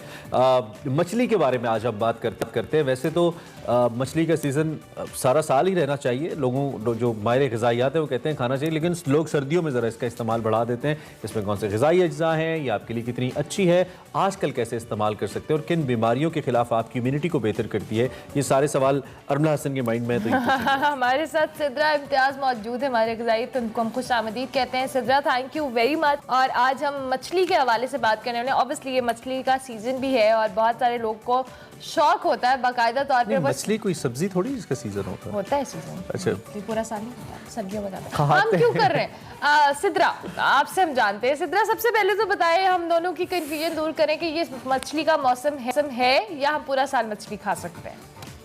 अच्छा, बेसिकली ये है कि मौसम तो पूरा साल ही होता है, लेकिन हमारे यहाँ ये देखा जाता है कि शायद जिन महीनों में रे आता है शायद उनमें नहीं खाना चाहिए, ये इस तरह से कोई बनी हुई है। ठीक है, ठीक है। अच्छा सिद्रा, मछली के फवाइद के हवाले से, इसकी ग़िज़ाइयत के हवाले से भी एक्सप्लेन कीजिएगा। तो मछली होती है ना, ये बहुत अच्छा सोर्स है प्रोटीन का, और इसके अलावा इसके अंदर आयोडीन बहुत ज्यादा पाया जाता है। आयोडीन हमें पता है कि हमारे मुल्क खासतौर पे आयरन डिफिशिएंसी यहाँ पर अक्सर बहुत ज्यादा है। इसी वजह से जो है हमारा जो सॉल्ट होता है, नमक होता है, उसको भी आयोडाइज किया जाता है। आयोडीन का अच्छा सोर्स है। इसके अलावा ओमेगा 3 फैट्स इसके अंदर पाए जाते हैं। ओमेगा 3 फैट्स वो फैट है जो कि हमारी बॉडी में नहीं बनता है। ओमेगा 3 फैटी एसिड्स जो है ये एसेंशियल है, जरूरी है हमारी खुराक में होना, क्योंकि हमारी बॉडी इनको नहीं बना सकती है। तो ओमेगा 3 फैट्स का बड़ा अच्छा सोर्स होता है। और ओमेगा 3 फैट्स की अगर हम बात करते हैं तो हमारे दिल की सेहत के लिए बहुत अच्छा है। इसके अलावा हमारी ब्रेन के फंक्शनिंग के लिए बहुत इंपॉर्टेंट है। और खास तौर पे जब हम बच्चे की पैदाइश से पहले प्रेगनेंसी में जब बात करते हैं तो एक फीटस की जो विजन डेवलपमेंट के लिए, मतलब बच्चे की आंखों के लिए या उनके ब्रेन की डेवलपमेंट के लिए बहुत इंपॉर्टेंट है। तो मछली is a very good source of fat. लेकिन प्रेगनेंसी के दौरान जो है वो मछली का बहुत ज्यादा इस्तेमाल रिकमेंड नहीं किया जाता। 12 आउंसेस से ज्यादा नहीं लेनी चाहिए, क्योंकि बहुत सारी मछलियां जो होती हैं इनमें मरकरी की मिकदार भी ज्यादा होती है। तो हमने ऐसी मछली का इस्तेमाल करना जिसमें मरकरी ना हो और हफ्ते में 5 आउंस से ज्यादा इस्तेमाल ना करें। अच्छा सिद्रा, हम जिस टाइप की मछली खाते हैं मार्केट्स में जाके, आप जब माहिर ग़िज़ायात मछली के फ़वाइद की बात करते हैं तो आई एम श्योर कि ये वो मछली नहीं है जो हम खाते हैं, जिस हम बना के या पका के खाते हैं। ज़रा ये कन्फ्यूजन हमारी क्लियर करें कि क्या जिस तरह की मछली जिस किस्म के ऑयल में फ्राई होके हम लाहौर के लोग जिन मसालों के साथ मुरगन करके उसको खाते हैं, क्या ये वही मछली है जिसकी खूबियाँ आप बता रही हैं, या इसकी शक्ल चेंज हो जाती है खाते खाते? हम बेसिकली ना, हमारे यहाँ मछली का ट्रेंड ये है कि हम उसको डीप फ्राई करके खाते हैं। डीप फ्राई करने से क्या होता है कि उसकी बहुत सारी ग़िज़ाइयत जो है वो अफेक्ट होती है। डीप फ्राई के इसमें बेहतर ये है कि आप पैन फ्राई करें, क्योंकि डीप फ्राइंग से क्या होता है कि जो उसके अंदर ओमेगा 3 फैट्स जिसकी मैं बात कर रही हूँ, जो कि हमारे मूड को अच्छा रखने के लिए, हमें डिप्रेशन से निकालने के लिए और हार्ट की हेल्थ के लिए बहुत जरूरी है, वो डिस्ट्रॉय हो जाते हैं अगर आप उसको डीप फ्राई करते हैं। क्योंकि ज्यादा मतलब गर्म तेल के अंदर से ज्यादा देर के लिए हीट किया जाता है, तो मछली के अंदर जो ग़िज़ाइयत है उसकी अफेक्ट होती है। इस वजह से डीप फ्राइंग से बेहतर यह है कि आप पैन फ्राई करें या फिर ग्रिल करके जो है वो उसको लिया जाना बेहतर है। लेकिन डीप फ्राइंग हमारे यहाँ यूजुअली होता ही है ना कि मछली को वो तला के खाते हैं, तो उससे उसकी ग़िज़ाइयत जो है वो काफी इफेक्ट होती है। अच्छा, अब हम थोड़ा सा एज ग्रुप स्पेसिफिकेशन की बात कर लेते हैं। अडल्ट्स के लिए तो अच्छी है ही, एज यू आर सेइंग, बच्चों के लिए और जो बड़ी उम्र के अफराद हैं, बुजुर्गान हैं, वालिदैन हैं, उनके लिए क्या है इसकी खुसूसियत?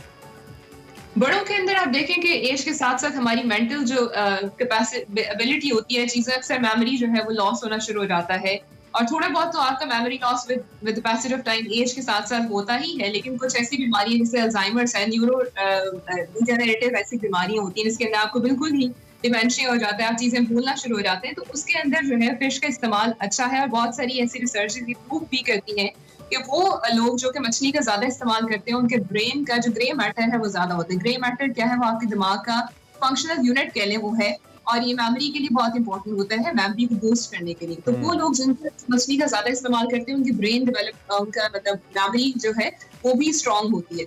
और बुढ़ापे के अंदर जैसे आपने बात की है, तो बुढ़ापे के अंदर हमें मछली का जरूर इस्तेमाल करना चाहिए, लेकिन वो यह जाता है कि अमेरिकन हार्ट एसोसिएशन के मुताबिक हफ्ते में 2 दफा मछली का इस्तेमाल जो है वो इतना एटलीस्ट इतना होना चाहिए। दूसरी बात तरफ हम देखते हैं हार्ट की डिजीजेस की तरफ, तो हार्ट डिजीज से बचने के लिए भी जो है वो बहुत अच्छी है मछली, क्योंकि जो है मछली के अंदर ओमेगा 3 फैट्स है, जिसका मैंने अभी जिक्र किया था। ओमेगा 3 फैट्स जो है वो हमारे दिल को भी जो है वो तवानाई देता है, और ये हमारे हार्ट हेल्दी फूड में मछली पसंद की जाती है, क्योंकि इसके अंदर जो ओमेगा 3 फैट्स है सारे बेनिफिट्स उसी की वजह से है। ये हमें डिमेंशिया से भी बचाता है और हमारी ब्रेन की डेवलपमेंट के लिए भी बहुत इंपॉर्टेंट है। तो बच्चों को भी मछली खिलाएं। मछली के आप शामी बना के दे सकते हैं, जैसे हम आमतौर पर देखते हैं दाल और चिकन के शामी बनते हैं, मछली की भी शामी टाइप बना के बच्चों को दे सकते हैं जो कि वैसे मछली नहीं खाते। ओमेगा 3 फैट्स के अलावा अगर विटामिन डी की बात करते हैं तो मछली is a good source of vitamin D as well. Vitamin D हमारी मुल्क में बेशक सनलाइट है, लेकिन बॉडी बहुत ज्यादा एब्जॉर्ब नहीं करती विटामिन डी को, बिकॉज़ हमारी डार्क स्किन है। अच्छा सिद्रा, आपने अभी बच्चों के हवाले से मछली की बात की, लेकिन बहुत सारे ऐसे मिथ्स भी हैं कि आपने दूध के साथ नहीं देनी, या मुख्तलिफ कॉम्बिनेशंस के साथ मछली की जो कंजम्पशन है वो दीगर बीमारियों की तरफ लेके जाती है, स्किन के इशूज़ हो जाते हैं। तो इस हवाले से भी थोड़ा कॉन्सेप्ट हमारा क्लियर कीजिएगा। बिल्कुल, ये बिल्कुल सारे मिक्स ही हैं और इसमें कोई हकीकत नहीं है। आप दूध के साथ अगर हम देखें तो दूध के अक्सर मछली के साथ हमें रायता मिलता है जो दही का बना हुआ होता है, तो वो भी तो एक मिल्क प्रोडक्ट ही है ना, दही भी तो दूध से ही बनता है। तो हम उसके साथ मछली खा सकते हैं, तो हम दूध के साथ भी लेने में कोई हर्ज नहीं है। लेकिन वही बात आ जाती है कि हमारी जो इतने रस्सूमात बनी हुई है, इतने अरसे से हम यही बात सुनते आ रहे हैं, मिथ सुनते आ रहे हैं, तो वही चीज शायद किसी और वजह से भी होनी हो तो हम उसको उसी से ही एसोसिएट कर लेते हैं। इन केस अगर किसी को गया तो ये मछली की वजह से ही हुआ है। राइट सिद्रा, चलें, थैंक यू वेरी मच। आपने मछली के हवाले से बहुत सारी मालूमात हमारी उसमें इजाफा किया, और बाकी चीज़ों के हवाले से भी ऑफ एंड ऑन इंशाल्लाह आपसे पढ़ेंगे हम। बहुत शुक्रिया, आपने अलग सुबह हमें ज्वाइन किया और हमें मछली की ग़िज़ाइयत और इसके जो न्यूट्रिशनल वैल्यूज़ हैं उसके बारे में हमें बताया। आगे बढ़ते हैं और बिल्कुल प्रोग्राम के आखिर में पाकिस्तान के नावर मौसीकार एम अशरफ साहब की बात कर लेते हैं। उनकी आज सालगिरह है, उनकी मद्दाह उनकी सालगिरह मना रहे हैं। उन्होंने ज़बरदस्त धुनें बनाई जी, कई ऐसे नगमात बनाए जो कि आज भी हमें लगता है कि उनको बार बार सुना जाए। एम अशरफ साहब ने जो शबाब किरानवी साहब की फिल्म सपेरन थी, इससे अपने करियर का आगाज़ किया। अहमद रुश्ती को इसी फिल्म से ज़बरदस्त शोहरत भी मिली। अहमद रुश्ती ने एम अशरफ की मौसीकी में जो गीत गाया उसके बोल थे चांद सा मुखड़ा गोरा बदन। अहमद रुश्ती को ये खूबसूरत गीत गाने पर निगार अवार्ड भी दिया गया। अब कोई तारा टिमटिमाएगा, तुमको एक शख्स याद आएगा। आई अशरफ साहब को हमने खिराज तहसीन पेश किया। प्रोग्राम के बाद हम गाएंगे बाकी। और अब हम आपसे इजाजत लेंगे। आपसे हमारी मुलाकात होगी कल। फीडबैक हमारे सोशल मीडिया हैंडल्स पे, एक्सप्रेसो पे आपने लाजमी देनी है। और अगर आपने हमारा शो पसंद किया है तो हमें जरूर जाके बताएं। अभी हम आपसे इजाजत लेंगे कल तक के लिए। अल्लाह हाफिज़, हैव अ गुड डे।